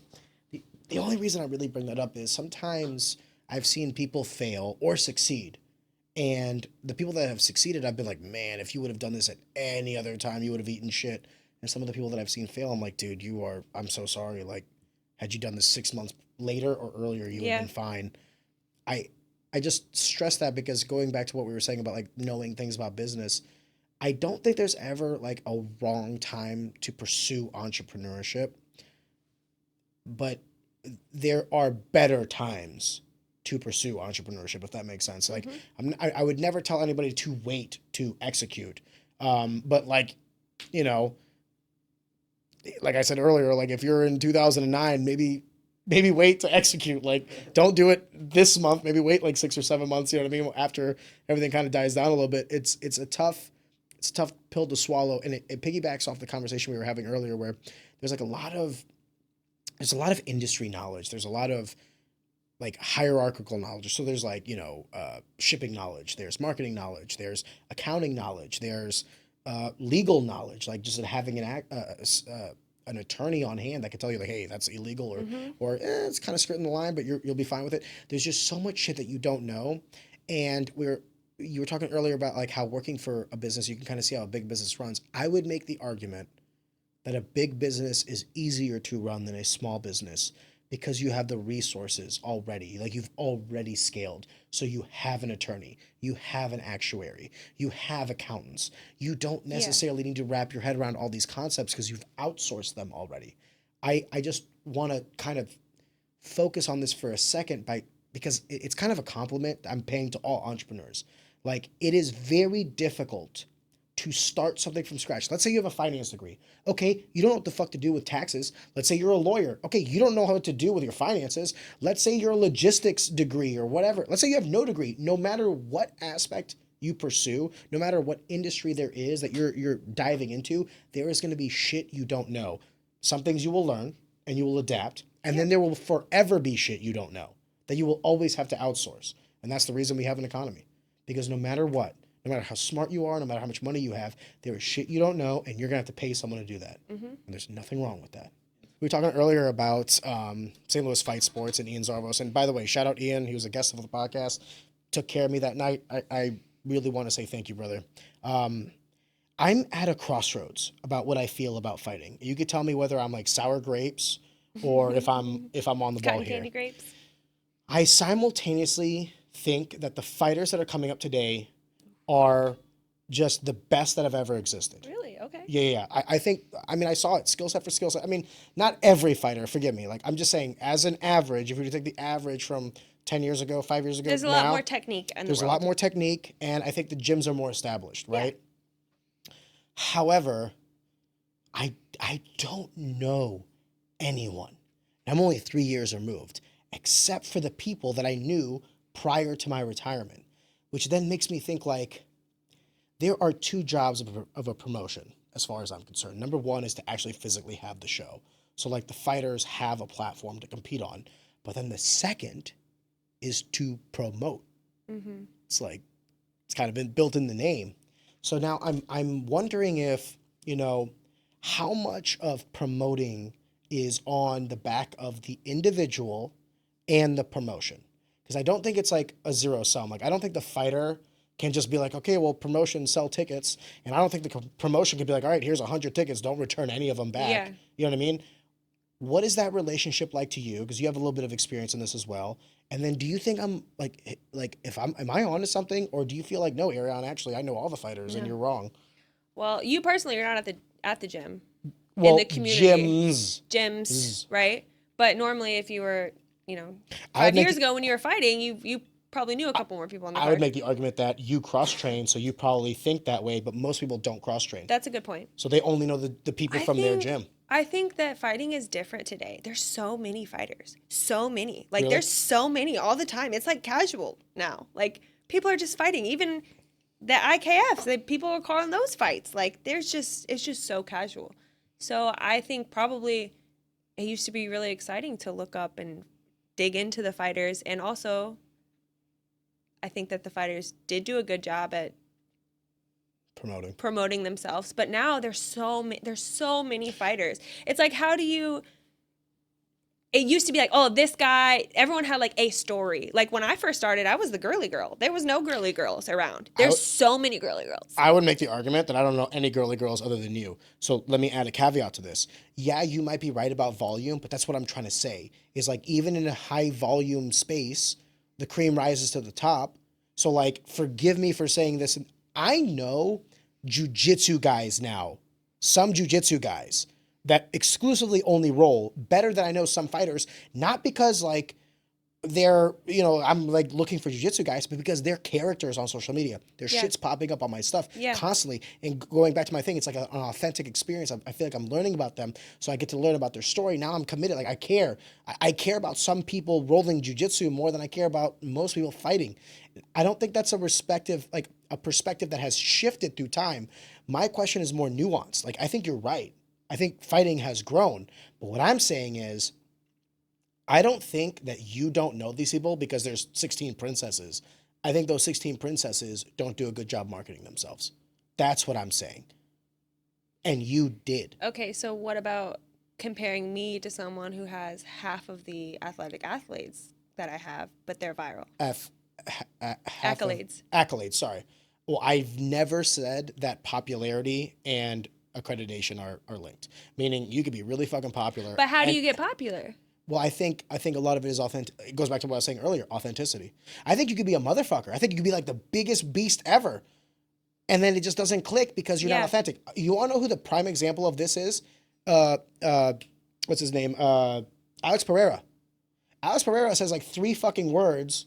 One of them is chama, and everybody loses their fucking Yeah, minds. right? Why? Because that's him. Yeah. He's a man of few But words. people are bought into him. Well, I think that he's the poster boy of like, it's not about a certain style. It's about authenticity. It's about being yourself. He's the stoic Stonehenge. He doesn't have to say a whole lot. That's the gimmick. The gimmick is that he doesn't speak. I think it's for him and the promotion that's promoting him because. Well, agreed. And that's why I was getting Yeah. at is like, so like how much of that though is, how much of your ability to sell tickets for your next fight is on your shoulders versus the promotion? I think I'll answer that, but I think a good example is Stamp Fairtex. So she was asked a question at the seminar that Chad put on. Go Chad. Are you the best female fighter in Thailand? And she was like, no. And they're like, what do you mean? You're the champion. And she's like, there's girls that could beat me right now. I was the one that had the opportunity. I was the one that had the opportunity to go on one to do this. So one, and the gym, Fairtex, promoted her in a way that the other girls didn't get promoted. She wasn't necessarily better than them, but she had the opportunity. Okay, my question was, what was my question? Well, it's kind of piggybacking off of this is like, okay, so this lady was picked. So Yeah, like, why okay, was so she for picked? me, is it harder for me to sell tickets? Yeah. If you were to sell tickets for your next fight, Yeah. let's say you're given 100 tickets from the promotion, how much of that ticket selling is like on the hands of the promotion and on the hands of you? I think it's both. So this is Agreed. Yes. But put a percentage to it. So I think I'm not saying it's not. Okay, so I think there's another outlier Okay. that comes. So my last fight for Shamrock, I did not sell as many tickets as I thought I would. I think I sold about 40. My last That's fight, a lot, Lily. well, the time the before average- that, I think I sold 75. Well, do you want to know what average fighters sell? I don't care. Why? Because it was my goal. It was my goal to sell more. Perspective. I didn't sell as many my last fight. I spent less time in the community my last fight. Not necessarily in the gym. I was in the gym, but I was in the gym doing privates and I was getting out. I didn't have a lot of time at the end of class to talk and see people. Had no time to talk to parents. Parents love to buy tickets to fights. I didn't have any time to go over to Coach Tom's, which is in Illinois. It's a whole kickboxing gym. I was just focused on MMA. So I think that it's not just about promoting. It's not just about the promotion, but it's also about the community and like getting people to buy into it, which is not just marketing. Like you have to be in the rooms. While I agree with everything you said, let me add a different paradigm to you. The community has no responsibility the way the promoter and the fighter does. The community... It's a trio. I disagree. The community owes you nothing. Your job is to be exciting enough to cause them to want to come, or to be a good enough person and to give and to do all these other things and to build your own network so that when you do fight, people are invested and want to see you fight. Yeah. But that's on your shoulders. The community is what you build or what the promotion builds. But it's not like a responsibility of No. the community to show up. I'll give you an example. Let's say I love you. Like I'm like, oh man, I can't wait till Lillie fights next. But you have a fight and I booked a cruise. Is it my responsibility as a person who is following your content and following your career to like give up on my family vacation to go watch you fight? No. But it is your responsibility to neglect a family vacation to fight. Does that make sense? That's my choice. Agreed. But that's also because you're the one fighting. Yeah. I don't think the community has any responsibility whatsoever to support martial arts. I think that whole responsibility is exclusively on the two parties trying to hold the event. The promotion and the fighter. But if the community didn't support, If it doesn't exist, then you don't have the promotion, yeah. but you still have the fighter. The fighter can be there, training and all the other things, without necessarily an outlet to do it. But like that's what I'm saying is like it's the promotion's job to create the community. The community has no responsibility. It doesn't create itself. Where does the community come from? The two parties involved, the fighter and the promotion. Maybe, but take Shamrock for an example. They sell out all the time. Do they? They sell out Do at they? the bars. Lillie, do they? Well, they sell a lot of tickets, Do they? but when they sell out to their people, then they'll sell to Who is their people, Lillie? like when they sell to the fighters fans, after they're done with that, they sell them to the people at the casino. Do they, Lillie? Yeah, like when you check out of the casino, hey, we have Shamrock How tickets. many of the tickets at a 700-person venue go to the casino because of their agreement? A lot, I think. That's what I'm saying. I think so a lot, They too. built the community. Those people are Or is coming that- in. Okay, Their community is casino people. By the way, I'm not trying to shit on Shamrock because every promotion will do this. But what I'm saying is, whenever you get a sold out, we are sold out. The fuck does that mean? That means if someone comes in with $50, they're not gonna let them in. Oh, I don't know. So then are you That's a sold good out? question. That means that every seat, quote unquote, is accounted for, right? Kind of, maybe. But I bet you if you wanted to buy a seat the night of at the door, you Maybe. could. All I'm saying is there's marketing. Yeah. And if you think that they've had the last sold out show that Shamrock FC had, that I know they sold out, was me against Austin Bashy. That's You good. want to know why? Because when I went out there, that place was fucking shoulder to shoulder. You could not find an empty seat. There was a lot of standing people too. Yeah, it was packed. It was insane. I couldn't even hear my music. When they called me out, I couldn't even hear my music. So do you all? That was the I last would also time. be interested. Sorry, in, Shamrock. You're kind of getting a bad rep here. NFA. No. Insert any promotion you want. What I'm saying is when you hear sold out, okay, you're out of inventory, and someone wants to buy some gear. What do you say? Well, actually, I don't have any right now. I really don't. But what would you say? It's coming in April. It's coming in April. Yeah. So what would you do? Would you take like a purchase order in advance? No, Why not? I don't know. Let me tell you some business. Probably should. I Yeah, probably should. You probably should. I mean, what's the difference It's between coming. you doing that and like a company selling a gift card? Yeah. It's a liability on a balance sheet. The asset is coming now Which I know through the what form it of is now. capital. Yeah, exactly. It's just like, and then you pay that back once you give the equipment. But what I'm saying is from Shamrock's perspective, by the way, when I do my thing, if you want to fucking come to our events and we're sold out, I will create room. Don't ask me how. You On can your have my seat. shoulders. No, you can have my Yeah, seat. yeah. I'll go stand. Come buy my chair. Fuck I yeah. think Chad does a good job, and I think like coming on here with the podcast and like getting to know the fighters and putting an extra layer, to it. not just the like. I remember Brandon Beatty had a hard time finding fights because he wasn't very promotional on his Instagram. He was a great fighter, He's also a great tough fighter. fighter, but like I mean, even Chad is like he doesn't promote, he doesn't sell tickets. Why would I want to put him on my show? He doesn't have a fan base, and I'm like, good point. So you gotta have both, and Chad takes the fighters that are already doing that and then amplifies it, But let me put it to you this way: if Chad saw effort, which is like what he rewards. If Brad came in, or Brendan came in, first fight sold 5 tickets, second fight sold 10 tickets. Yeah. Like, these are not substantial amounts. Yeah. But from Brad's perspective, he can say like, hey, there's effort here, and I'm not saying that the promotion has 100% of it or the fighter does, but there is a sweet science to this, is what I'm trying to say. I don't think we rely on the community for anything. Like when you create a product, do you rely on people buying it because they follow you? No, you want the product to speak for itself. That's how I felt like as a fighter. I didn't want anybody feeling like they were, when people say like, oh, I wish I could come watch you fight, but so X, Y, and Z reason I can't. I'm like, hey man, I'm just happy that you wanted to see me fight. The fact that it's even like on your brain is a win to me. I never looked at it as like these people they need to support me. I always looked at it as how can you have a hierarchy of where you spend your time. Going to Disney World with your kids, whatever that is. It is my job as a fighter to make my fight so substantial, so emotionally investing that you want to do that over all the other things. Now, I know that that's not like over everything, but that's my job. Is like, if you'll give up half of the things to come watch me fight, my job as a fighter is to make you give up 75% of the things to come watch me fight. That's what I'm trying to say. Is like, I don't think the community has a responsibility for dick, to be completely honest with you. To pay for the tickets. Nothing.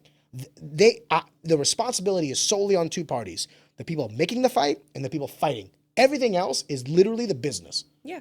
So I don't look at like I have a responsibility to Coca-Cola to drink their drink because I like Coke. No, I'll drink it because the product's good.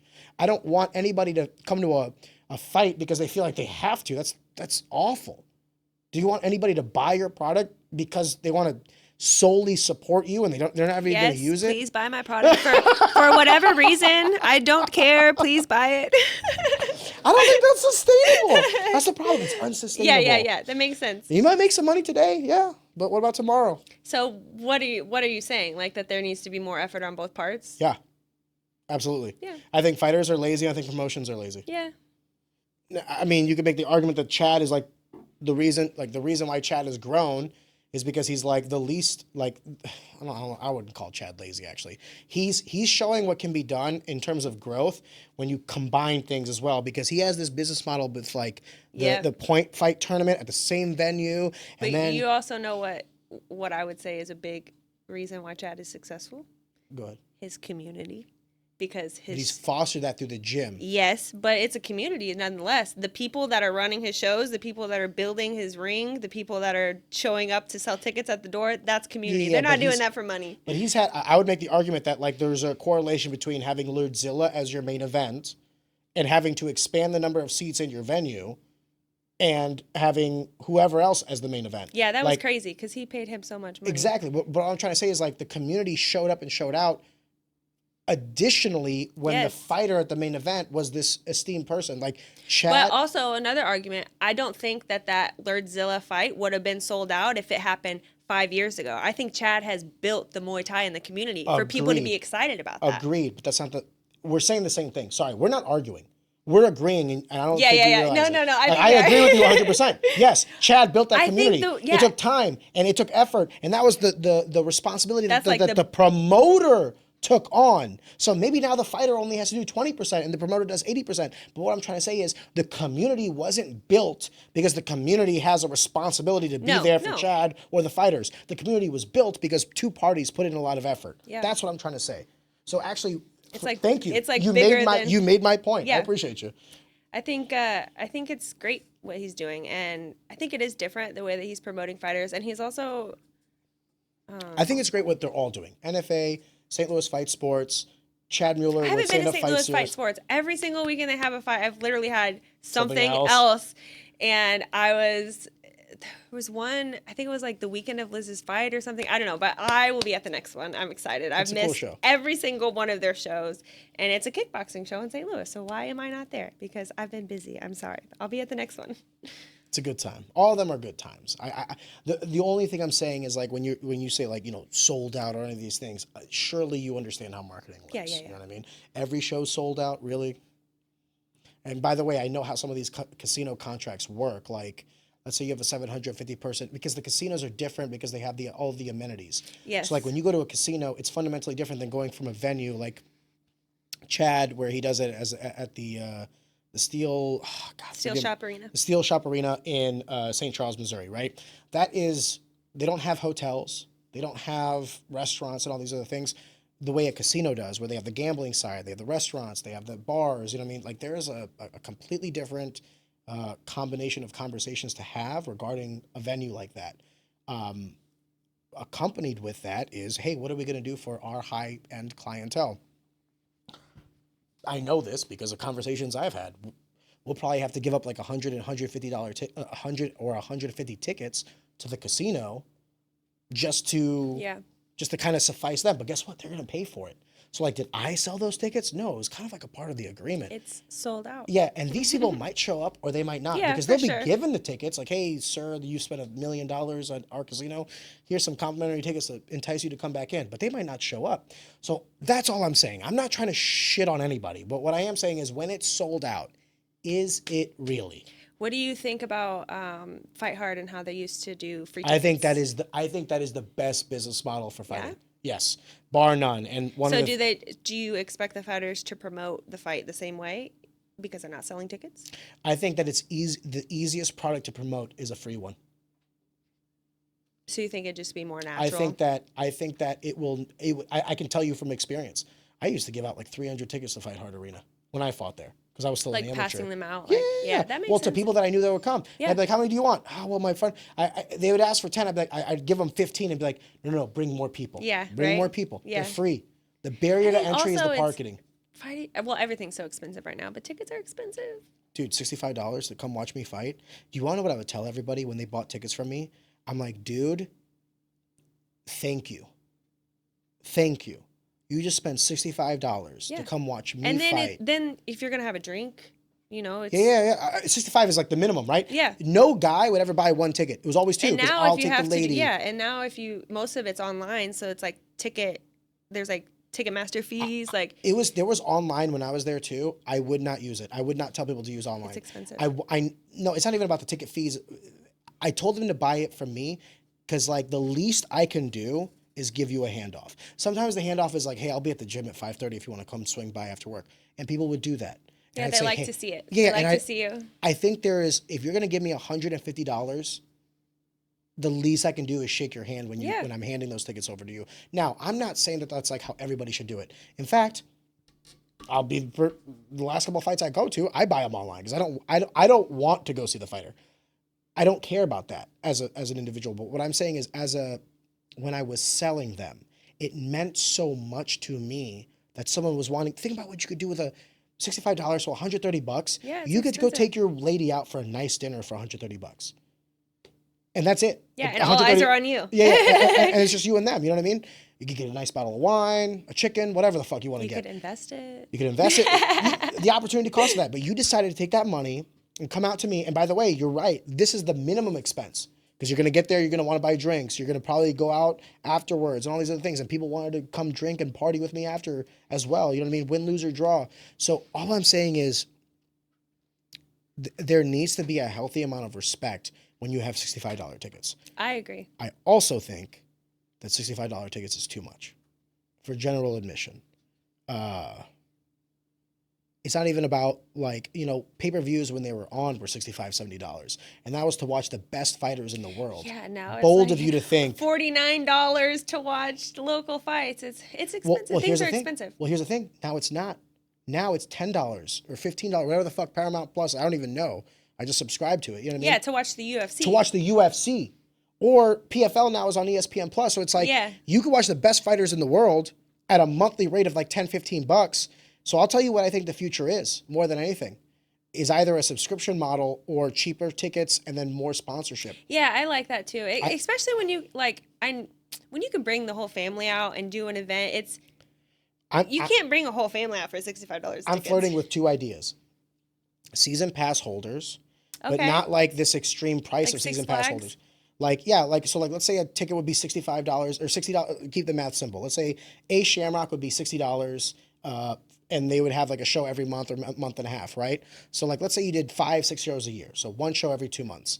I would say, what would I try to sell a ticket for there? $40. Okay, if you subscribe for $15 a month, we'll set you aside however many tickets per subscription, and we'll give them to you on every show. You will have your seat, what have you. Now, if you want a specific seat, you might have to pay a little bit of a premium for that. But you'll have, at the very least, a seat for whatever price point you're willing to pay. Obviously, cage side would be different from, second tier, third tier, fourth tier. You have these tiers. And if you want VIP with all-inclusive drinks, that comes with a different perspective. But what I'm trying to say is, like, you don't have to, get with a fighter and buy these tickets or whatever.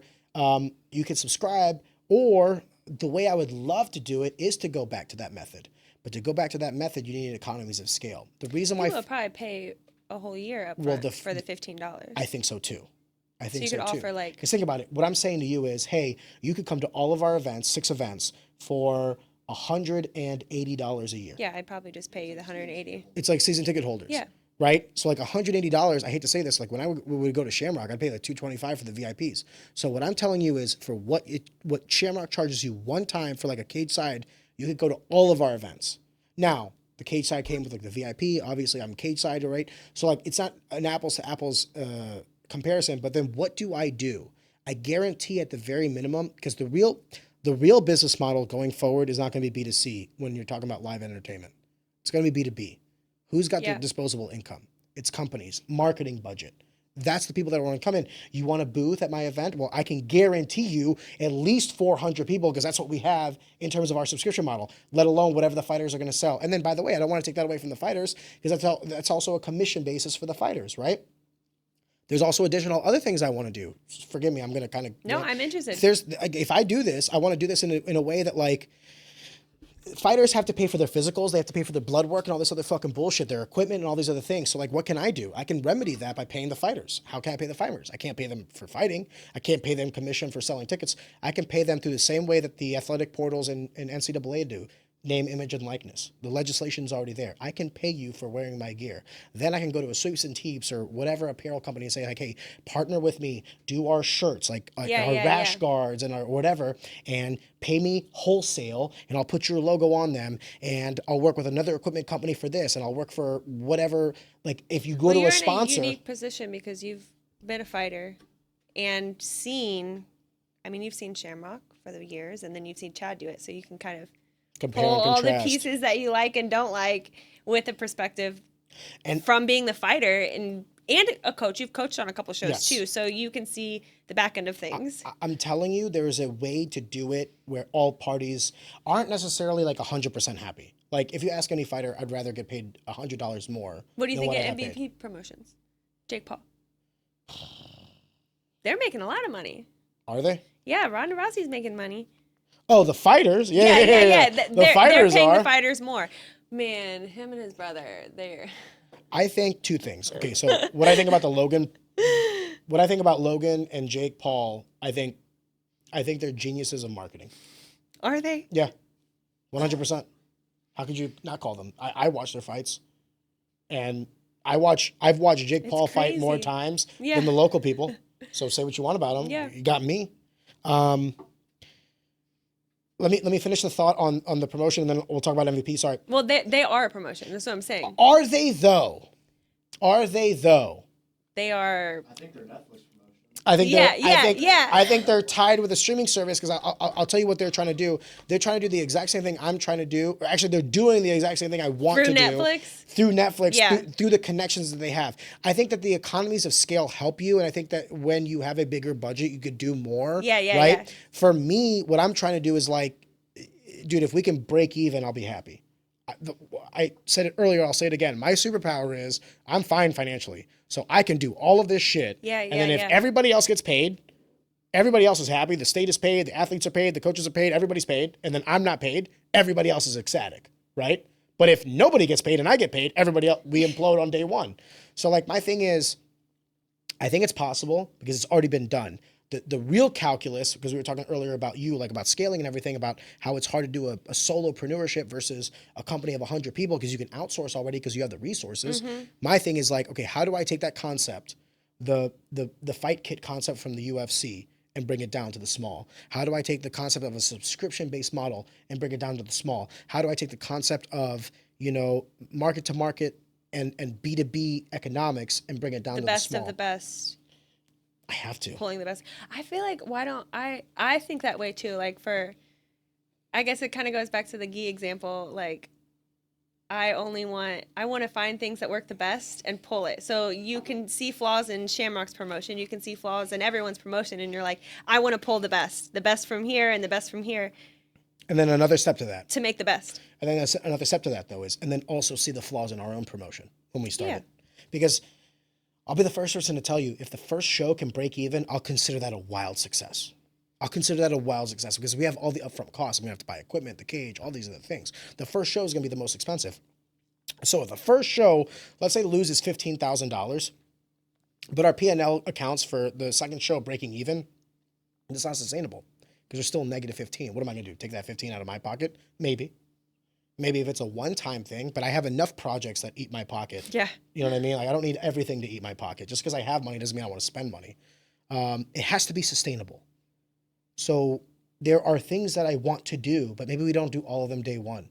Maybe day one we don't have name, image, likeness. Maybe day one we rent a cage instead of buying a cage. You have a BHOG. Whatever we have to do to get to that, that's what I'll do. It sounds exciting. So. Do you just want to do MMA? No, I want to do all of it. But, if you ask me what I want to do, but what the, promotion, because I put together a team of people. There's we have 3 matchmakers. We have an operations lead. We have a marketing person. We have a whole production team. I have a team of people that are going to need to get paid because I know what I know and I know what I don't know. And more than anything, I want everybody to feel like this is their promotion. I don't have 1 matchmaker. I don't have 2 matchmakers. I have 3. Yeah. You come from the Wolves Den or close gyms, you're going to have your matchmaker. You come to St. Charles MMA, you're going to have your matchmaker. You come from ES MMA or Jamie Croson's gym, you're going to have your matchmaker. You're going to have what you feel like is a seat at the table because it is right. Like what you were saying earlier about community. I need to foster that as a promotion. Something that Chad did is I don't have a gym. So I'm not going to have that competitive advantage. You have this though. I have and this, you came from a gym, I have what none of them have. Chad has it a little bit. I have the greatest network of all. I did the fucking thing. Yeah. I was there with him. I know Mike because he was my coach. I know Mop because he was my coach. I know Eric Steenberg because he was my coach. I know Jamie through the podcast. I know all these people through the last 15 years of my life. And more importantly, they know me. Yes. and they know me. Authenticity. Yep. I'm And he keeps showing up. I'm in a position where I have a competitive advantage. The only variable is how I execute. If I execute poorly and people feel like I'm trying to be mischievous or whatever, then it will I be, don't think people will feel that. I think there will be people that try and bring you down, but I think of course. outside perspective, I think that the community is going to be for you and will support you If I execute this properly, it'll be something that'll when you grow. execute it properly. When I execute this properly, it'll be something that I think will grow the community. And that is honestly the goal of the businesses that I have now. My life is done. Like in the sense of like, I'm good financially. I really am. If I make more money, cool, that's awesome. We can take more vacations or whatever. But like at this point, it's like I'm afforded the luxury of doing the shit I want to do. The podcast is something I want to do. Yeah, right? It's a value add to people. Well, this promotion can also be a value add to people. And it goes back to what I was saying. If we do a show that makes $75,000 a show, let's just say, and we spend $75,000 a show, what does that look like? Where are we going to spend that money? I mean, how much realistically are we going to spend on salary, production, all these other things? Yeah. If we can give compensation to the ticket sellers through Sponsorship and not name sponsorship, image likeness. what's it called? Commission. And then we also give sponsorship to the athletes. Like, hey, you could be a pro, but if you don't have any sponsors, you're a 0-0 pro. Get into the name image likeness as well. You can wear our gear as well. Wear our shorts with all our sponsors on it. Get paid. And then it's a value add to the sponsors. Hey, not only are you sponsoring the show, the banners, the marketing, and all this other stuff, but then maybe I throw that into the podcast. Maybe we do additional, and we've talked about the second room that we could have, about like additional promotional material.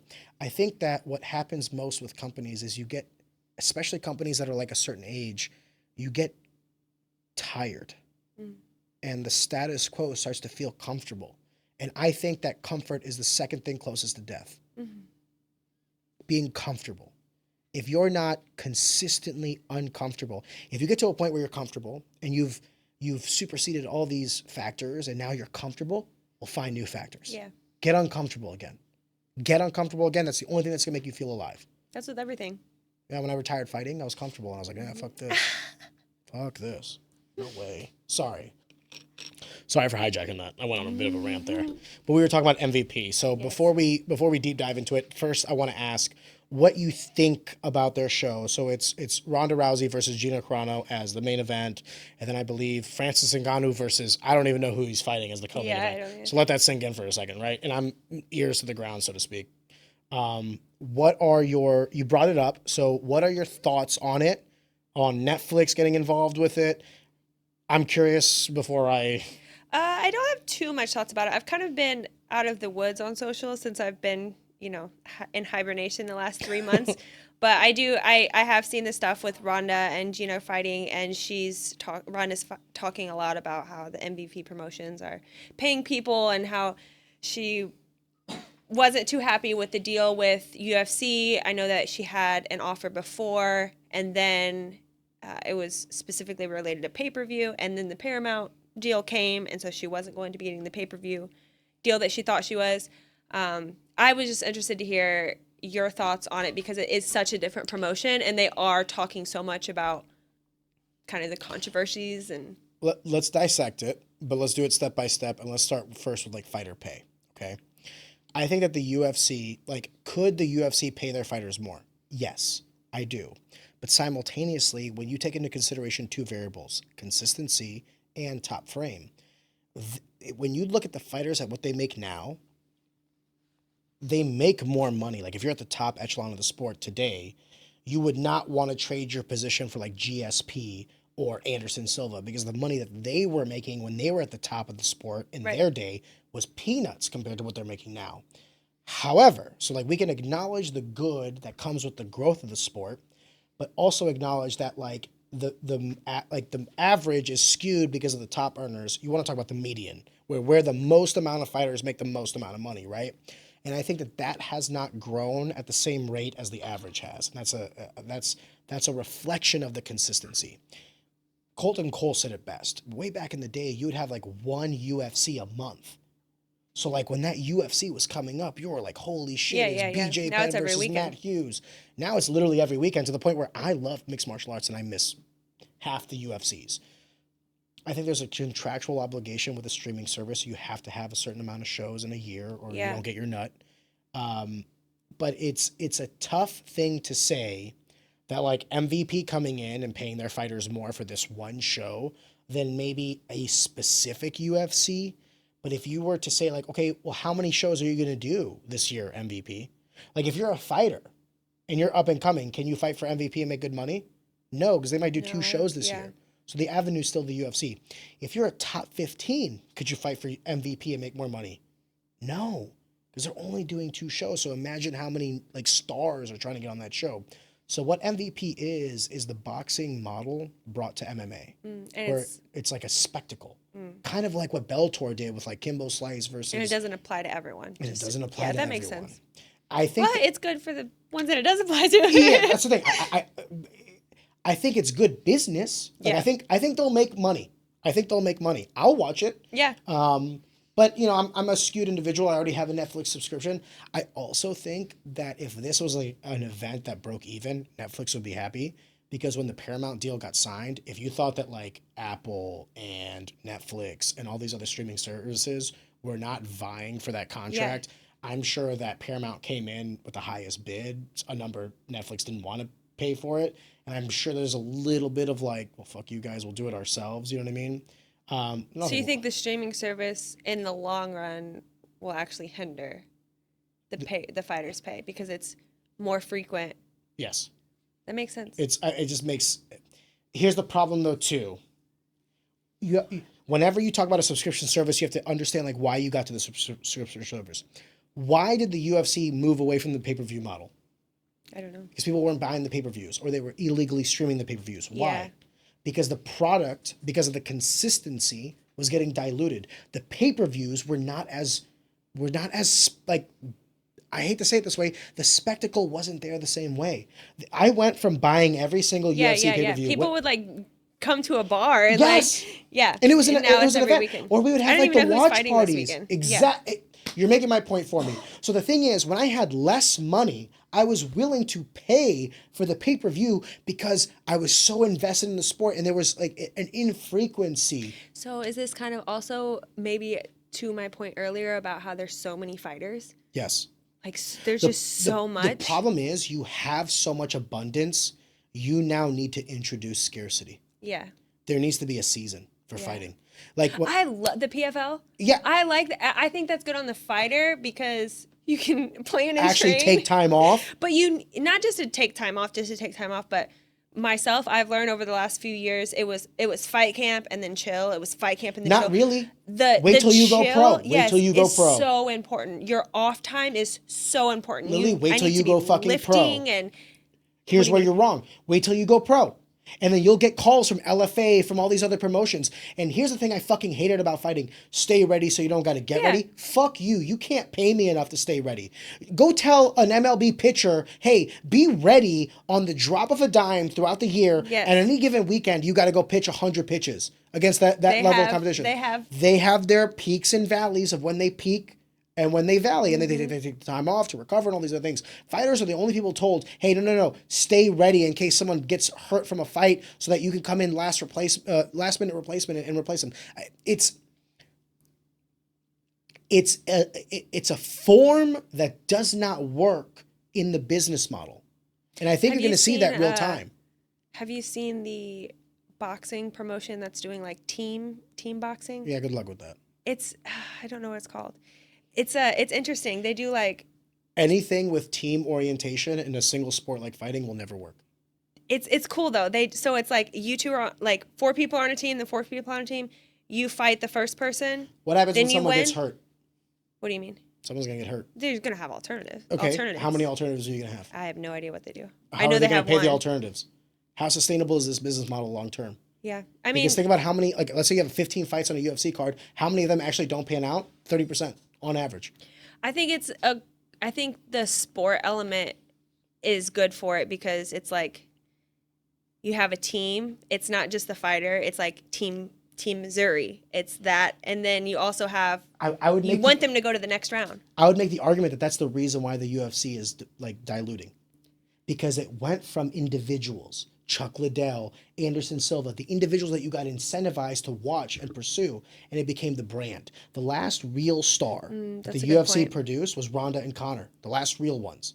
And that was when the growth of the UFC was at its highest point. And what did the Fertitta brothers do? They sold out. They got their nut. I think it was $4.4 billion they sold the company for.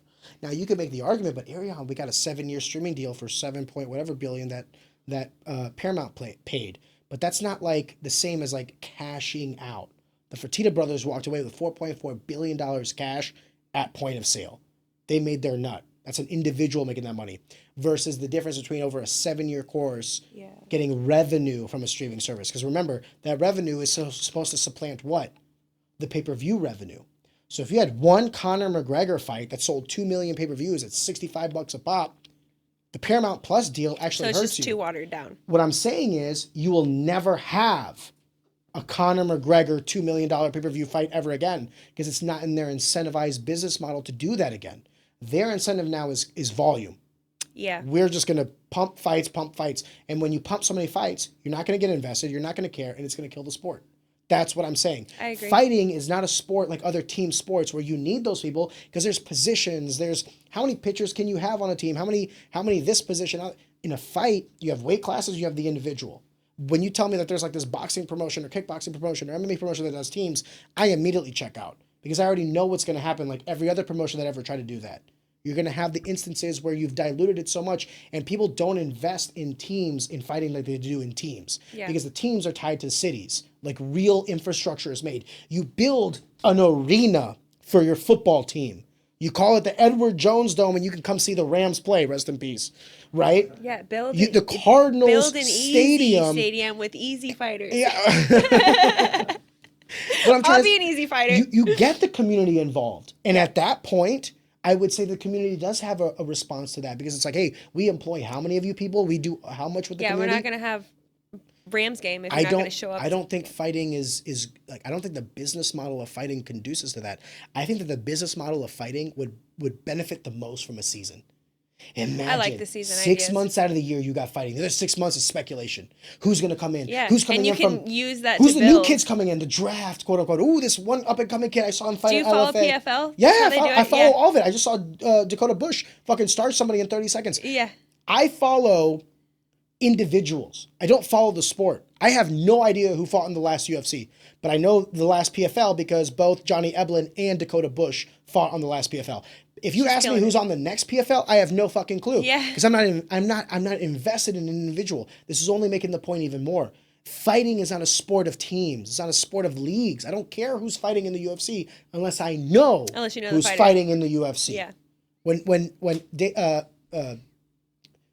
When Evan Elder is fighting, when Joaquin Buckley's fighting, when Charles Johnson's fighting, when Sean Woodson's fighting, when these guys are fighting, I'm watching the fucking sport. Why? Yeah. Because I care about the individual. Yeah. I don't give a fuck about who else is on the card. I will benefit from the card. I'll watch other fights because of that and be like, man, that guy's up and coming. And that'll help. But why did I tune in? I tuned in for my guy. Authenticity. I am authentically attached to these individuals because I know them. I know their story. I know that Sean Woodson doesn't have a job. He committed to this. I know what is going on in Evan Elder's life. I know what's going on in Charles Johnson's life. I know what's going on in Joaquin Buckley's life. So when they fight, I know the amount of pressure that's on them. I know what's on the line. I know what losing and winning means. So I'm invested. I have no risk, no reward in this, yet I still feel like my heart is pounding. I want them to win because I know what's on the line. You cannot supplement that. I don't get that from watching hockey. I don't get that from watching baseball or basketball. Yeah, that's that is true. an exclusive fight sport. Gotta get them to buy into it. When you fight, I want you to win. Yeah. Why? Because I know you. I like you. I don't want you to lose. You Yeah. know what I mean? Now I'm invested in a fight that I'm not in. I don't get that way. That's watching... why I got to keep talking to social media so people can know me and invest me. I agree. People just have to know more. Oh, have I to read see it more. again. I'm sorry. MVP. It's passionate. I can tell you're passionate about it. I think there's a way, and what the fuck do I know? Like, I'm about to get into promoting myself, so maybe I eat a bunch of shit. You will, but it's okay. I think the definition of insanity is to do the same thing and expect a different result. So I refuse to be insane. I'm comfortable with being wrong, but I refuse to be insane. I like that. So what do you think about the business model? Like, about streaming, about pay-per-view, about, going to streaming services, about a year-round fighting. It sounds like you're on board with season fighting. Yeah, I think it's hard. I think for myself, my experience, I've been on Team USA for years, and we've been trying to make that mainstream, and it's not working, and it hasn't worked. But overseas, it's crazy. It is mainstream, and people do. Well, they have attend- less. They have less. They have less, but it's also, to your point about their promotion, the government is funding it. So the government in the schools. I would say that it's a lot less about the funding of the government, and it's about the economics of entertainment in that country. Okay. Like, yes, but also how many professional baseball leagues does Spain have? Or they have might lots have of soccer. they have one or two soccer clubs Yeah. that are premier, and that's why soccer is so big, because it's a lot easier to do one team against a bunch of people than in this country. We have MLB, we have NHL, we have NFL that you have to compete with year round if you're a UFC. Yeah. So, like, truth be told, like, call a spade a spade. The reason why the UFC is more popular overseas and across the world is because it doesn't have to compete as hard for the eyeballs as it does in the US. Yeah. I think I don't know. I'm no promoter at all, but it's Yeah, but you have definitely. a mind for the sport. I have a mind for the sport. Yeah, I definitely think that you hit it on the head about being invested in the individual, because people will watch my fights on YouTube overseas, and it's just a little itty bitty. They can't even really see me fighting. What they just want to see me fight. But I think the promotion also.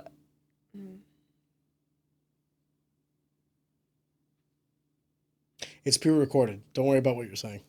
No, I don't know how to, it's just so, I'm sure there's so many things that go into it. Like, you have to think about the business side, making sure that you're breaking even, but also how to promote. Let me add a different paradigm to you that makes it far more corrupt. You now have investors that you have to return equity for. You have to return value on the equity that they have in your company. It's no longer about breaking even. It's about unsustainable profitability. So how are you going to do that and also make sure your fighters are paid? I don't think you do. And that's why I don't think they do. Yeah. I think it's a hard task. I think that after the first 4 months, actually not even 4 months, 3 months of a Paramount deal, the UFC comes out and says that they're only going to cover the expenses of just your head coach now. Yeah, right. So That's what I'm saying crazy. is, where's the trajectory? Like one point is like of significance, but two is now a trend. Where is the trend? Is the trend of the UFC in this Paramount deal towards fighters making more money or less? Yeah, I'm sure that the trend is that I think promotion makes the money. I think what happens is they were a victim of their own success. And I think right now, if the PFL rebranded, if people came together and started really pushing individuals like MVP is doing, I would make the argument that what Jake Paul is doing with MVP Promotions and Netflix, even though I really don't care about the outcome of this, it's more of a spectacle, and it'll probably get more eyes than anything the Paramount Plus deal does this year with retired fighters or with fighters halfway out the door. What does that say to you? Because it's scarce. Well, no, the thing is, fighting is not about, here's the thing about fighting, it's not about who's best. No. It's about them being well matched. Like, no one wants to go see a girl get like fucked up by another girl, like, because They want to see a good matched. fight. Yeah. They want to see a good fight. And what is a good fight? Two talented people, and if a girl gets knocked out in the first 10 seconds, but she's a motherfucker, the other girl just caught her or whatever, that's a different thing than like, this girl has no business being in the cage with this girl, right? What I'm saying is, fighting is a fundamentally different sport from other sports. It's not a sport. It's prized fighting. It's a fight. We're trying to say it's a sport, but it's not. You can't do fighting like you do football or whatever, because you don't have someone that can, oh, I'm a pitcher and my arm hurts this week, so I'm going to take 2 weeks off. You don't have that as a fighter. Right.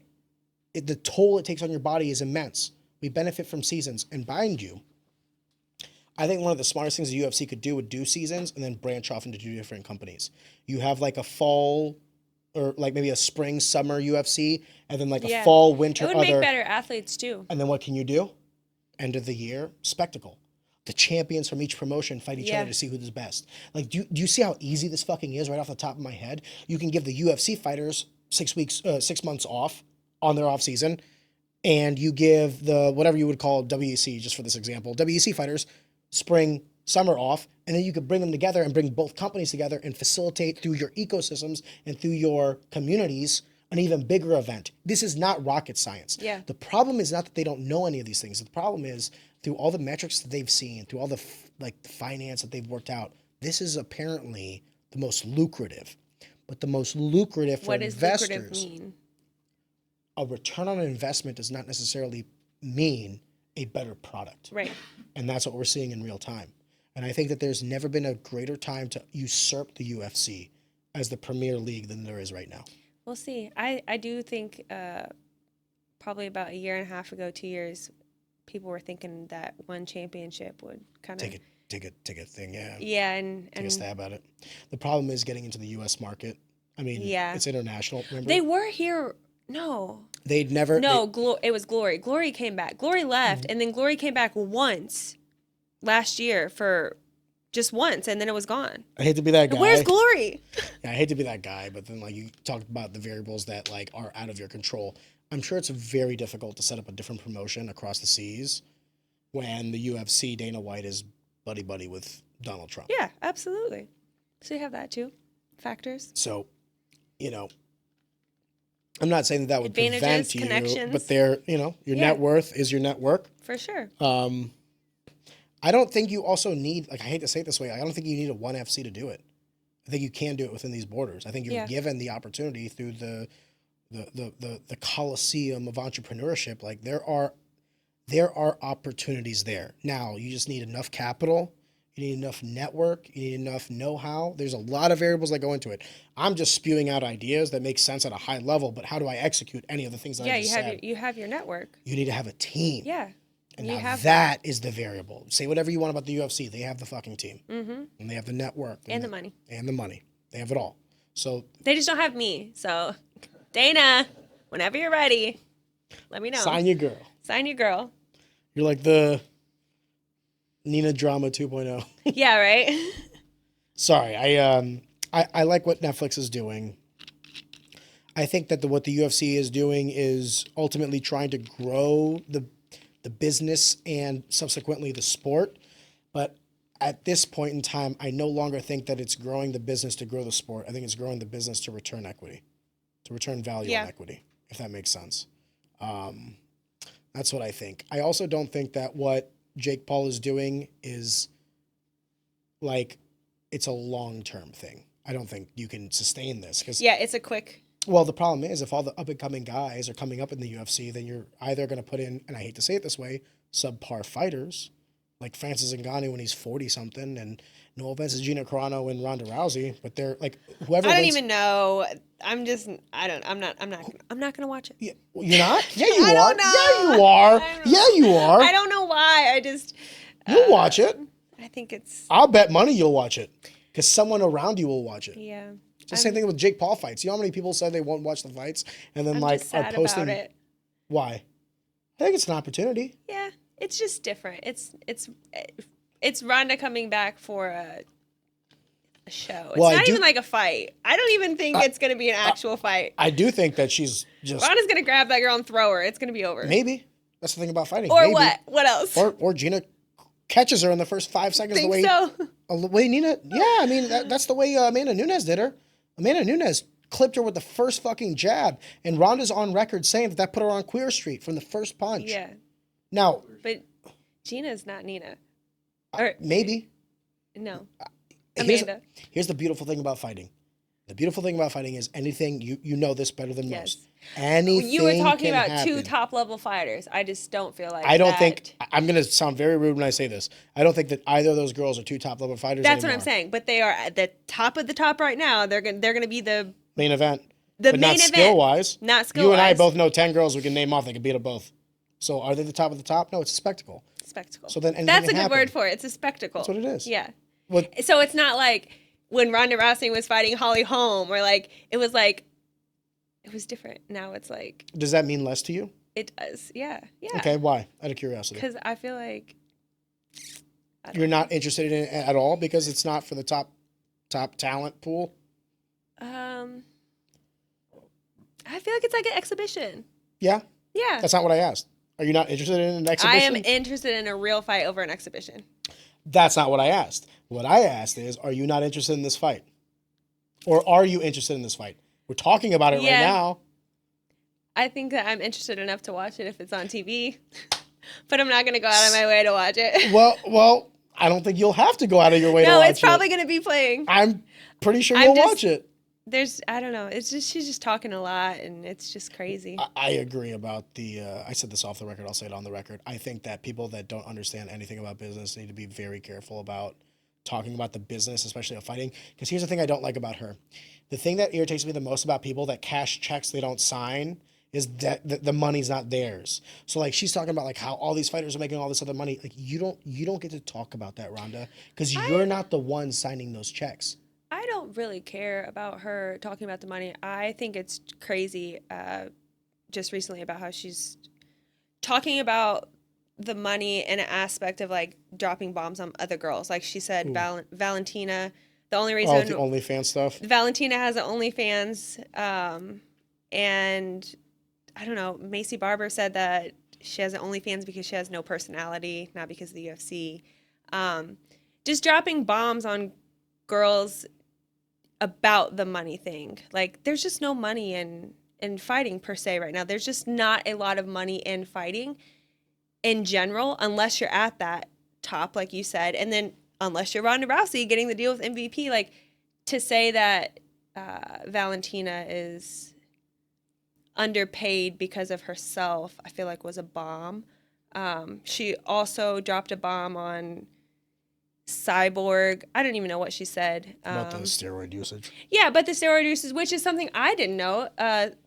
Cyborg clapped back and said that she was popped for not, I thought it was like steroids to make you bigger. Not for that steroid. It was a steroid to make her lose weight. And she never popped dirty again. About cutting weight because the UFC wouldn't do, I think, 45. It was 145. They Yeah. did.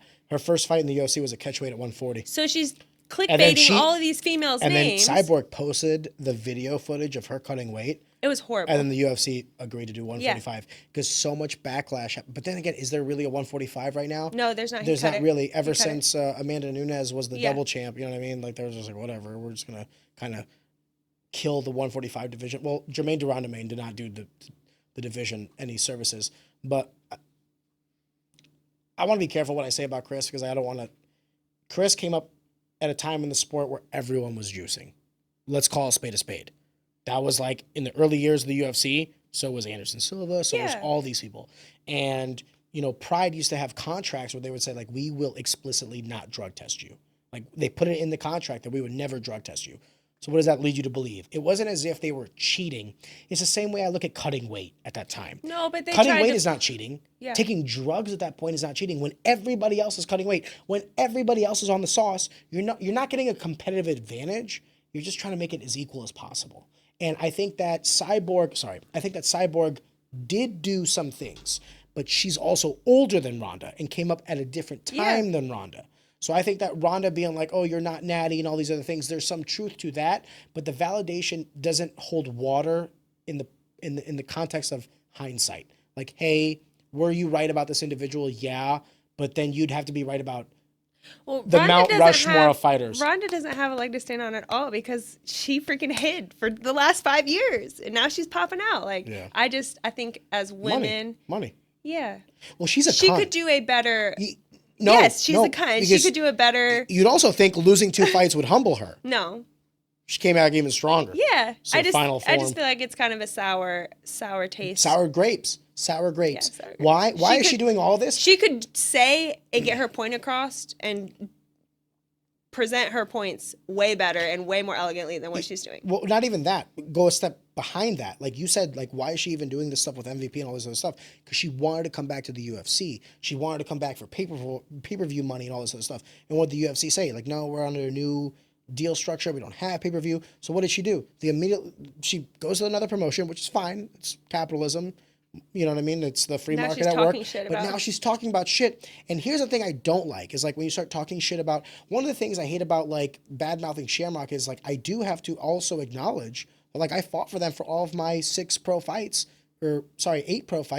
and also one of my amateur ones. Like, say what you want about Shamrock, I was kind of birthed in those waters. You know what I mean? They were the ones that interviewed me and helped me market myself better. I told you that the most tickets I ever sold for a fight was like 40 or 50 as an amateur. And then they put one camera in front of my face and then I sold 110 Hell yeah. for the Cortavius fight as an amateur. I was like, holy shit, you know what I mean? I brought home more money in commission from the ticket selling than I would go on to make from the next pro fight. You know what I mean? So it's not as if I want to say like all of the bad things. I acknowledge the good, but like Ronda is wrong in this because it's not as if she's doing this for the altruism. She went to the UFC first. She just didn't get the answer she wanted. So now she's going back on the people that made her. Yeah. Literally made her. It's funny, like with employers too, when people like they leave employers, it's funny that they like say the bad things. Badmouth them. But there's something I heard on a podcast. It's such a good example. It's like especially dating too. Like if you're dating and you're just dating casually to find, you know, maybe you go on a date with this girl and she didn't work out, whatever, you don't go on another date. You don't badmouth the girl that you didn't work out with. It's just not on the first date. She loves cats and I don't love cats. I will never be able to, you know what I mean? You don't talk shit about that person. You just go your separate ways. And if a person does, what does that tell you about that person? What does that tell you about that person? Like, can't you just they're strung up on that. Yeah. Ronda's more upset that the UFC doesn't want her. Yeah. Than she is about fighter pay. Where was all this talk?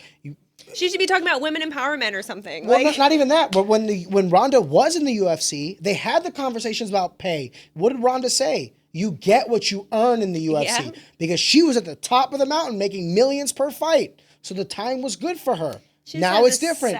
She doesn't have the leverage. She doesn't have the leverage. She doesn't have the bargaining chips. So now it's about fighter pay. Shut the fuck up. It's the most insincere. We were talking earlier about authenticity. This is the most unauthentic. So I guess it's inauthentic, not unauthentic. That's one of the reasons why I'm not really into the fight. It's because of Ronda. I'll say this. I don't want to support her. This is my anecdotal evidence. I don't believe in bad-mouthing anybody who's not here to defend themselves. But Ronda has never presented herself. She couldn't defend herself if she wanted to. Yeah. Ronda is, Ronda is just not a good person. Yeah.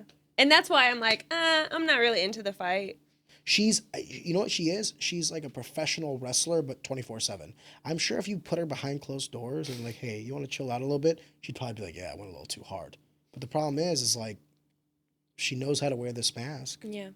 I don't think she's great for the sport. She's not doing much for it nowadays. I disagree. Oh, I don't think she's good for this promotion. Was great for the sport. Sorry. Not so much for the sport now. I agree. I agree with that. I think that this one will be like a one and done. Oh, she already said that she's not fighting again. She said she promised her husband, but this is the last fight. This is the last bang you want to go out with? Okay. Her husband. I'd rather have gone out with a head kick from Holly Holmes. I hate to say this. Her husband, who she would go on to talk about like domestic abuse and all this other stuff, and then Travis Brown would then go on to beat his then wife, and then divorce her, and then marry Ronda Rousey. So Ronda Rousey, who would talk about like, you know, domestic abuse and all these other things, would then go on to marry a guy who beat his ex-wife. So my thing is hypocrisy is a motherfucker. Yeah. And when you talk a bunch of shit, just be ready for people to talk shit back. And that's the thing I don't respect about her most was like, it's not the shit that she talked. It's then she lost and then wanted pity. And then fell off the face of the earth. Yes. She literally like disappeared. Yeah. When the women's MMA was like almost at its highest. And that's what Cyborg clapped back about. She admitted, you know, basically her steroid use, which I thought was, I mean, not condoning steroid use at all, but I kind of thought that she was like always pumping, getting big, you know, some wasn't Vitor explained. Belfort Jesus juice. Yeah, so I think, and she clapped back and was like, you don't have the right to say anything about anything because when you were faced with controversy and pressure, you put your head in a pillow and left. So, dude, God bless her for saying it. Yeah, she lost the fight.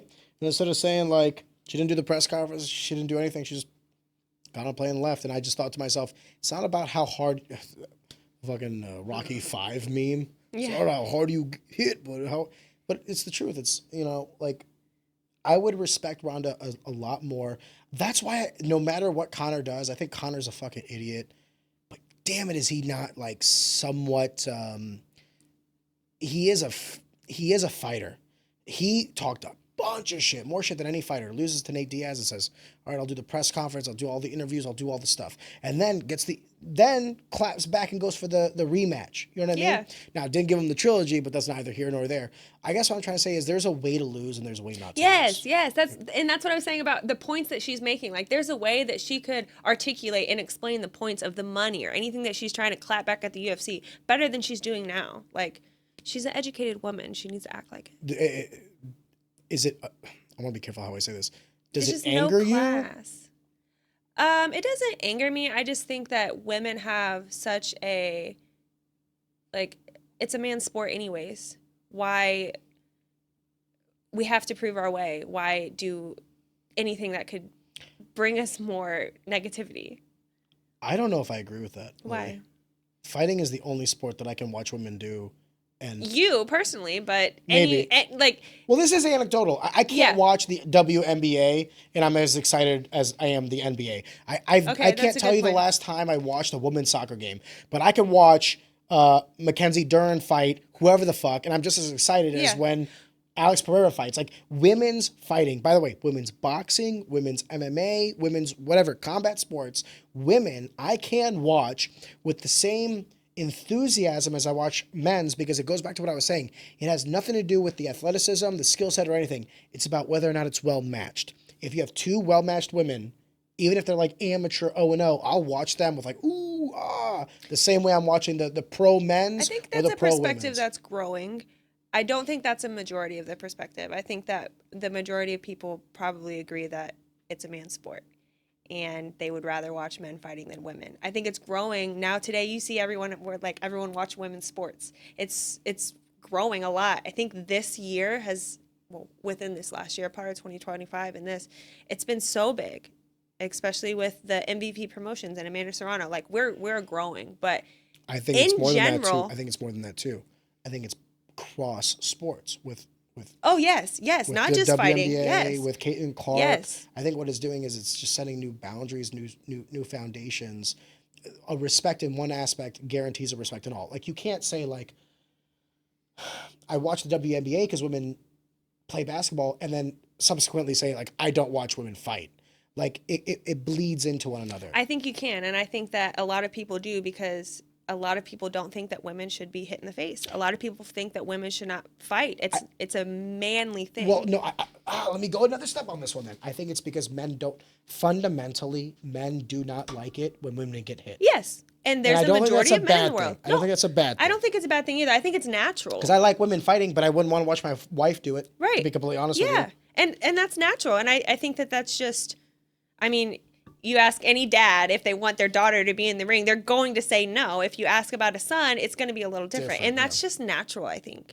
And it's, women haven't always been in the sport. We are growing. There's always a smaller amount of women on the card. So I think that, back to my point, is we have to work to grow the sport, not to hinder it. And Rhonda out there looking like a sour grape is just, people got sour grapes to look at. Why not be a sweet grape, girl? Like, My present wife, yourself in a way. my wife, who does not follow this at all, I was like watching some stuff on the TV, and she was listening to Rhonda, and my wife goes like, "Man, she sounds like she does not like fighting whatsoever. Like, why is she fighting?" Yeah. To your point, my wife is uneducated. Yeah. Like, she has no fucking clue. I don't think she knows who Ronda Rousey is. Let me put it that way. So like, my wife is like, "Who's that girl? Why is she bad mouthing so much?" But I mean, she's getting paid and I'm not, so she's obviously doing something right.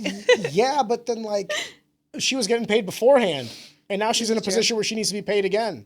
That's the thing about Yeah, money. Yes, I remember when I was watching Tough House, the first one. I The forget her name. first one, like season no, one? the first women's one.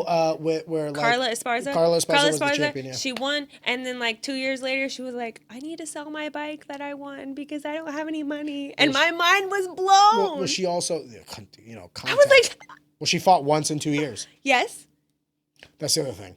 You know what I mean? If you fight like Charles Johnson 6 times a year and you're broke, I feel bad for you. But when you fight once every 2 years, I'm like, if LeBron James played 10 basketball games in 3 seasons, what would you think? You know what I mean? So it's not necessarily apples to apples. I don't think there's like a perfect way. Like earlier we were saying like this is the one way and like this is how you have to do it. And I also think that it's much more difficult, this business, than other businesses because of that team aspect. Like with a team, you can set up a culture and like a team framework and multiple coaches, where dealing with individual fighters is just, I'm sure, a fucking headache. But I just think it could be done better. I do. Yeah. I do.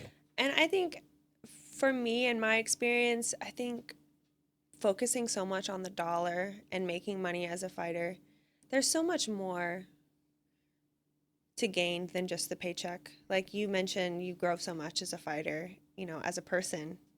And they talk about the journey a lot. I never understood it until now, but I just think that if you focus on just the money and just the end of the paycheck, like you said, if you calculate and divide it, you actually don't make that much money per hour.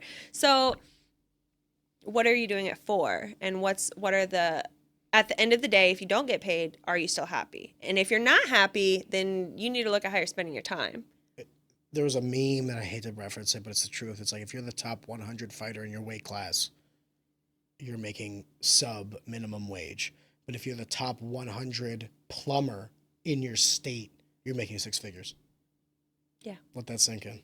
This reminds me of another quote I saw, or not a quote, but just someone commented online. They were talking about how the average gym income compared to the average salary of a person. And there was a lot of comments on there talking about how gyms don't make a lot of money. And there's this one guy that was like, I don't understand why you would run your gym to make money. I run a contracting company that's successful and pays my bills and funds my gym. And I go to the gym as my hobby and my passion. And I teach that way. And I was like, that's so awesome. Like, but not everyone has that luxury. But then also I'm like, why not run the gym? Why not do both? Or does your gym have to cost money? Can it not at least break even? That's my thing. Sustainability has to come with it. I'm not saying that you need enough finances in your business to break 100K so that you can leave your main job. That's not what I'm saying. But what I am saying is your business can only lose money for so long. Yes. Because then what you're basically saying is now you have a dependent. Not your wife, not your daughter, not whatever. Your business is now a dependent. And unfortunately for your taxes, you can only expense that 3 out of 5 years. Yeah. So that's kind of what I've been doing with Sweeps and Teeps, is making sure that I want to, like, right now with my mentor, I told him my goal. I want to know, I want to picture, what does it look like at 50K? What does it look like at 100? What does it look like at 500K? And what does it look at $1 million? Revenue. Gotcha. I'm like, I want to know what this looks like. What does my profit look like at 100K? What does it look like at 50K? Is there a profit at 50K? Like, I want to know. And then once I know, I want to be able to go. Profitability will increase with the economies of scale because then you can order in more bulk, thus getting a discount. Yes, for sure. So I believe that getting like my systems and my money and out of profitability now, it's just when I scale, it's just going to blow up. What's your main hurdle about scaling? Is it Time. money? Time, yeah. So Not then, so much money, mostly time. Well, then it's money because then you can always hire someone to do stuff that you shouldn't have to do. Right now I'm building the brand and I'm not going to hire anyone to do that. That's fair. So like, for example, with my coach LT, we're going to spend like 4 to 5 hours on those branding guidelines, and she's going to pump it out, and I'll have like a 50-page document of like exactly what it is. So like that's going to be some time, but once that's done, I'm going to be able to pump out the scale. So it's just time right now, but I'm honing in on it and making sure I'm moving my levers, like the ones that are most important. And I think I'll have those in line and then go to scale. Because a lot of people fail after the 5 years. It's like a lot of people fail after 5 days. Yeah. But from 5 years, that's not a failure. No. But from seeing, like, I don't want to just go 5 years. I've seen some like fashion brands, or like you said, you mentioned it, like quick scale, or like they'll do money quick, and then I don't want to make a bunch of money in 5 years to sell. Like, I want to make some money and keep it sustainable and go as long as I can. And build upon the previous year. Yeah, that's my goal. I'm not interested in making $100 million next year and then selling. Like, that's not my goal. So I want to get all the ducks in a row, and then, okay, what does this duck look like at 100,000? Okay, let's go. Because then I'll have the infrastructure and the people. It's not really money. The money will come. It's just time.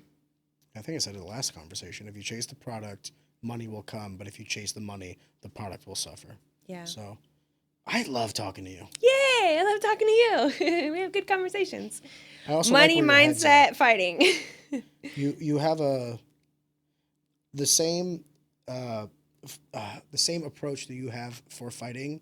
I can see is kind of a similar approach that you have in business. Oh yeah, for sure. And that's what I was saying earlier about, like, I'm so glad I did fighting because it did teach me a lot of things that school didn't teach me. School taught me a lot about pen and paper, theory. Fighting taught me a lot of application. Yeah, fighting taught me everything about myself.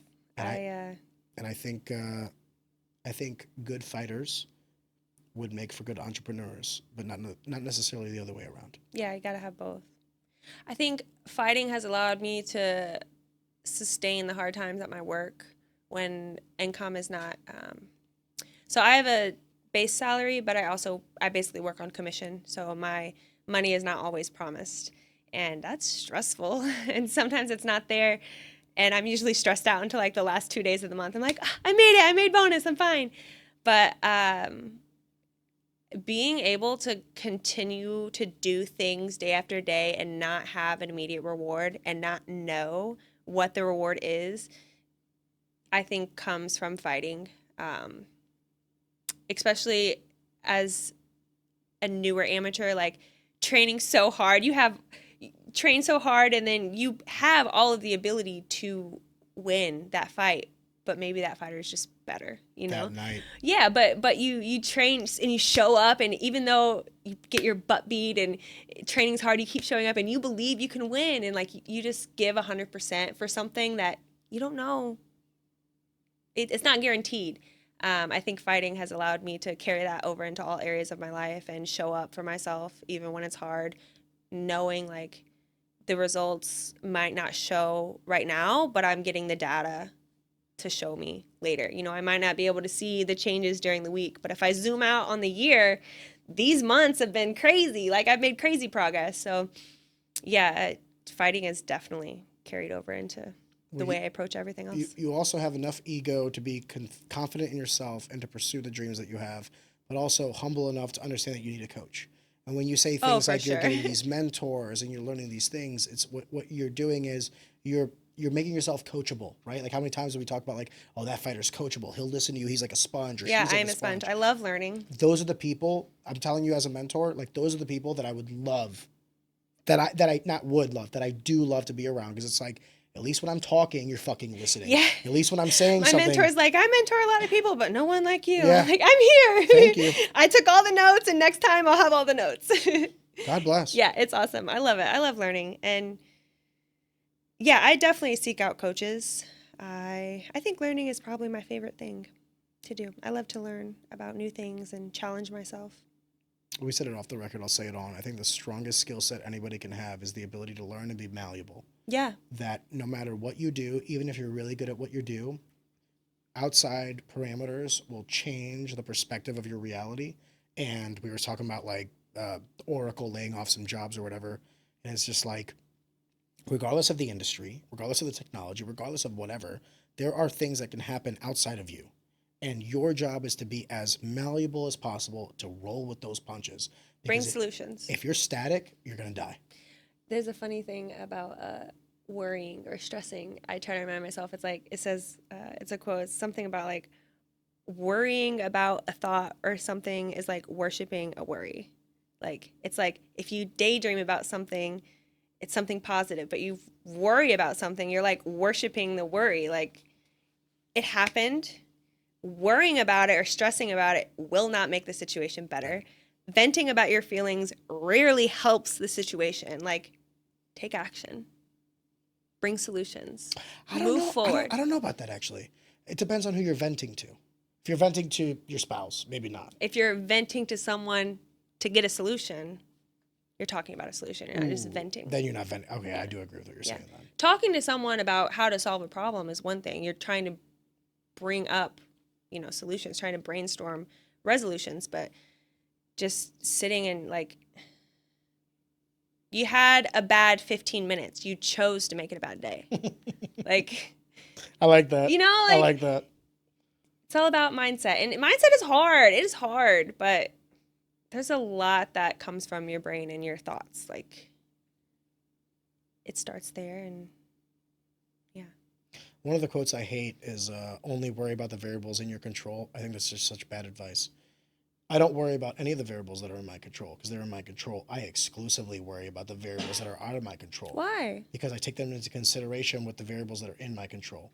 I always do a high, low, mid analysis. You're taking them into consideration. Yeah. You're not stressed or worried That's a about them. worry. Taking them into consideration. I'm worried about them. Yes. You I'm just not like staying up at night. You know what I mean? Words matter. So I guess what I'm saying by worried is they are enough for me to take them into as a variable, right? I'll give you a prime example. Like gas prices right now are not helping me. You know what I mean? They are completely out of my control, but I planned for this and I'm okay. I built it into the P&L. We're Yeah. fine. But I took that into consideration. It was a variable that I was worried about if things... but for a short period of time, you got a solution. Is it though? You're concerned about the future, Always. but you fixed it. Like, Well, I didn't fix it. I built into it. That's what I'm Right. trying to say. If I would have followed that logic of like, don't worry about the variables out of your control, I'd be fucked right now. yeah, you have to. But I worried about the variables that were not in my control, and now we're fine. Payroll is going to make. Everybody's health insurance is fine. I guess don't linger on the worry.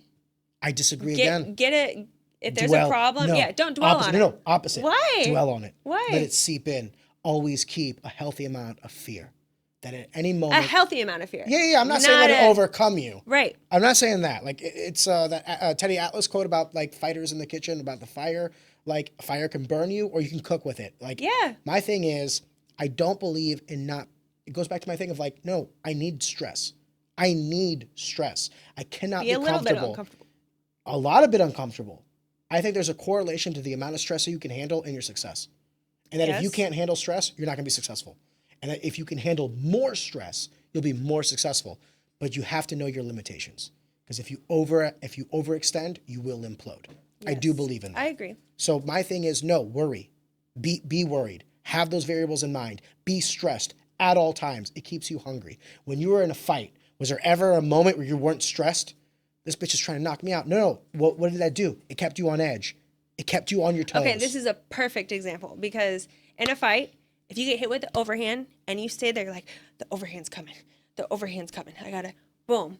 Okay. And your brain is occupied with thinking about the overhand coming. Versus if you got hit with the overhand, boom, move the problem out. Okay, what am I doing? What am I gonna do? I'm gonna do this.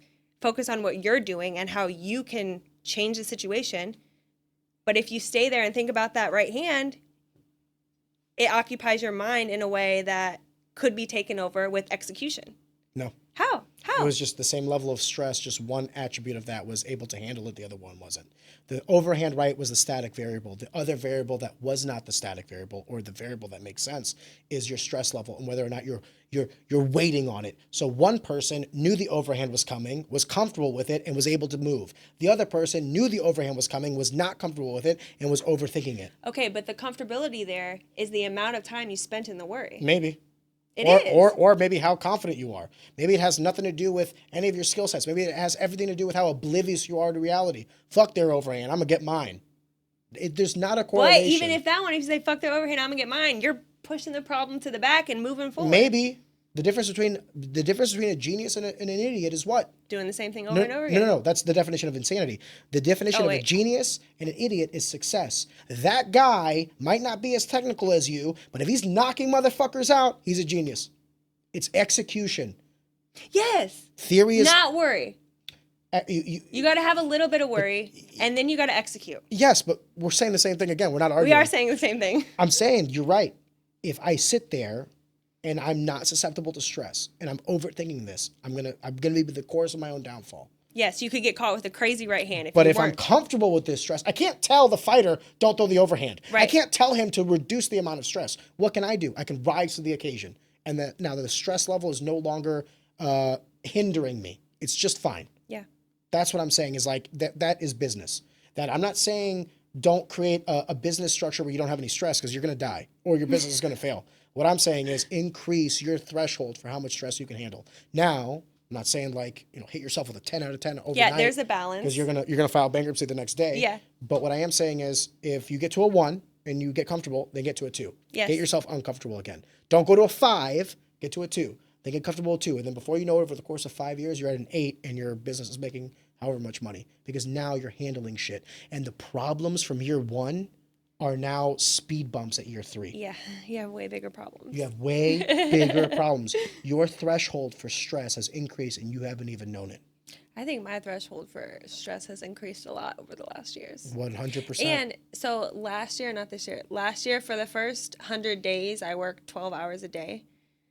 It was the Alex Hermosi thing. Well, it was actually 101 days because I had a wedding planned in between and I couldn't work that day. I had already planned, so I worked 101 days. And the first 30 days were hard. Like the 12 hours were really hard. And then right after the 30 days, I was like, this is my normal. Towards your business? Yeah.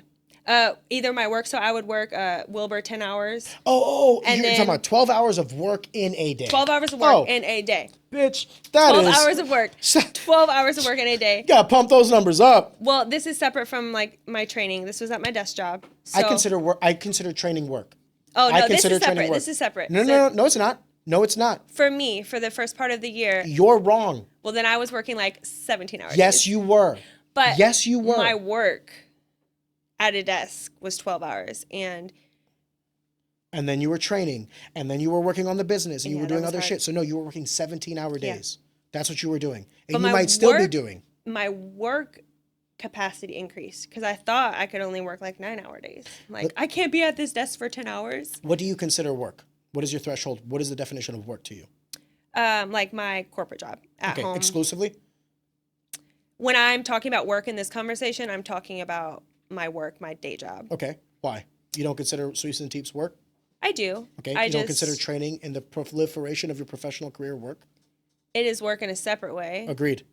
It's but you're working. Yeah, I'm working. I'm just saying definition on the words that I'm using. Work 12 hours a day at the first part of the year. I worked at Wilbur for 12 hours a day for the first part of the year. If you think you asked Mop how he views the den. Oh, sure. I'm not saying that that's not work. I'm just saying in the definition for the word that I'm using. That's why I'm saying that you got to give yourself a little bit more credit because you said you did 12 hours for 101 days. No, you didn't.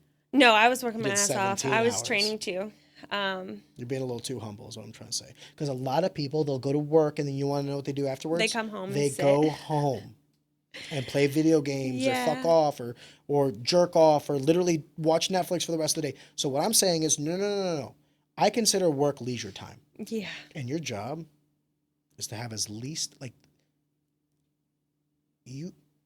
want to be careful how I say this because I don't want to propagate a toxic work culture. Your leisure time should be so minuscule because the idea is you should create this environment where work doesn't feel like work but is. I don't consider the podcast work. I love doing the podcast, but it is time away from my family. I consider this work, but this is fun. Yeah. When you do things for your marketing or your learning for your tests for your work, that's work. Yeah.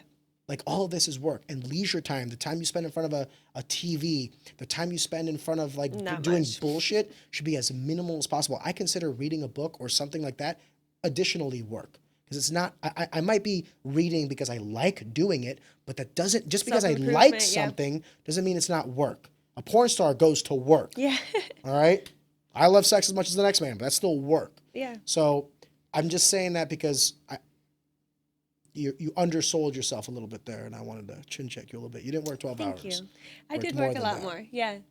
It was hard, but my work capacity increased. And then after the 101 days, I'm like, an 8-hour day feels real light. It's different.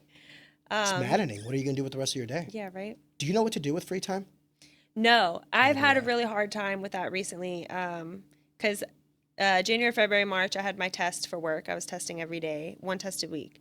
And then this, the last week of March and then this week, I have stuff to do, stuff on the back burner with Sweeps and Teeps, but there's really nothing that's due right now. And I was Friday, actually, my work gave me a half day. It was Good Friday. They gave us 4 hours PTO. And I was got off work at 12:30 and I took a nap. And then I woke up and I was no shit. What the fuck? Yeah. So I have a hard time just sitting still, but it's something I've noticed about myself. Sometimes in the morning I'll try and I won't try. I won't grab my phone. I'll just sit there. I don't have a lot of moments where I'm not doing anything, but the moments that I do have, I try and recognize and I try and be still. Even just listening to music. I usually listen to music all the time, and my wife has been encouraging me to you can sit in silence. You can do nothing. That's okay. It's hard for me. I like to work. I want to be careful how I say this because like the metric for how someone measures this might be a little different. There are 7 deadly sins on this planet. Mhm. Okay. One of them that is often overlooked is sloth. Quite literally, laziness. My goal is, you know, I've suffered from a lot of these sins. Like when I was younger, I used to lust after women. Even today, at this day and age, I was gonna say younger. Like... yeah, no. For women, no, Yeah. no, No, I'm saying just when you were younger. yeah, You don't. yeah. I don't Okay. lust after anybody now. Okay. It took me some time to mature. You know what I mean? But no, I can honestly say no. But I'll tell you where I do have some issues is pride and greed. Mm. These are some of my like of the 7 deadly sins. Pride. I don't envy after any man. I don't want any man's stuff. I don't lust after any woman. Um, I'm not a gluttonous individual. I know when to stop whatever I'm doing, but I have a lot of pride and I have a lot of greed. But one thing I know I don't have at all is sloth. I am not a lazy individual. And I'm always looking for ways to make myself more efficient. How can I do more? How can I earn more? How can I make more? Yeah. It goes back to my greed thing of like, I want more. So by virtue of doing more, I cannot do less. Yeah. And if I do less, I've gotten to the point where like something took me 10 hours a week and then I got it to an Yes. efficiency state Yes. where it takes me 2. You want to know what I did? Started a new business. Yep. I think that might change as we get older. My wife always like she teases me about how much I work, and she used to work like that a lot, 2 jobs all the time, hustle, and she's done it for a long time. And now she's like, I'm not gonna do extra. Like now she's at her job and she's happy, and I think she does extra all the time, but it used to be she would do extra, and unasked, and now it's just do the job and help when you can, but she's not motivated to work hard, and I think it's just because she's done it for so long. I think her motivations in working hard are catered towards different aspects of working hard. I don't think that we ever stop working hard. We just don't do the same thing over and over again. Yeah, because she works hard in like Sweeps and training teeps and will be stuff. what you work hard at for only a certain amount of time. Yeah. And you'll either get it to the point where you don't have to work hard on it anymore, or you'll dissolve it. You're not going to have sweeps and teeps at $50,000 in revenue for the next 10 years. You're going to Yeah. figure out in the next 3 years what you're doing with it. Yeah, Either for sure. dissolve it or grow it. Yeah. That's what I'm trying to say. It's the same thing with her. It's like she's not going to do the same thing for 10 years, working hard towards the same goal. Like it's the definition of insanity. Yeah. What are you expecting? To do the same thing, work hard, and like not change anything? Yeah, that makes sense. And it goes back to the thing of like, I realize I'm a cunt as an individual, and like I can say things, and like I'm like so definitive on it. I'm 33 years old. You're 32 years old, 31. 32. We don't know what the fuck we're talking about. No way. We've learned a lot up until now. A lot of trial and error. I'm sure you ate a lot of shit. So yes, did I. a lot. And I'm Fuck. sure we will continue to eat some shit. And then when we have this another episode next year or the year after that, we'll be like, bro, some shit I learned since last conversation. But I think that's the beauty of it, is to know enough and have convictions based on the experiences and mistakes I've already made, and then also be humble enough to realize I don't know shit. Yeah. I didn't know shit then. I learned a little bit, and I know how much shit I don't know. And I'm going to learn the hard fucking way. And if we have great mentors, maybe it's not as hard. And those lessons don't cost me as much. Mentors are good. I think they're everything. Yeah. I have a lot of mentors and coaches in my life, and they've helped me a lot. I have some great people in my life. There's a correlation between a family, and I don't mean family like the conventional sense. I mean like family, like people around you that love you, that want to see you succeed, that want to help you to whatever extent, and success. There is no such thing as a self-made man or woman. There's no such thing. It takes a village. Before we put a cap on this, we are 2 hours, about 3 hours again. Thank you for being on again. Yeah, of course. I loved it. It was a great time. Anything else you want to close off on before we put a cap on it? I would just like to tell people to show up for yourself, because that's what I've been doing for myself, is showing up for myself. And it's really hard nowadays with social media. I feel like there's a lot of ways to live life online, and a lot of this is the answer, or this is you do, or you do this. And I think that it's important to keep promises to yourself and to show up for yourself. Personally, I had an idea of how my life was supposed to be with the Olympics, and I was so focused on that. And the last year has just been a complete not direction that I thought it was going to go. And I'm more happy than I have been ever. And I'm going to get more happier. I'm excited about all the things that have to come, and that just comes from showing up for myself every day. And failure is data. Yeah, just keep showing up and be authentic. Yeah, that's what I've been doing. So that's what I want to share. Well, yeah, I appreciate you. Thank you. Thank you for being on a second time. I hope it was still as fun as the first. It was fun. Can't wait for the third. I appreciate you. There will be a third. Yes.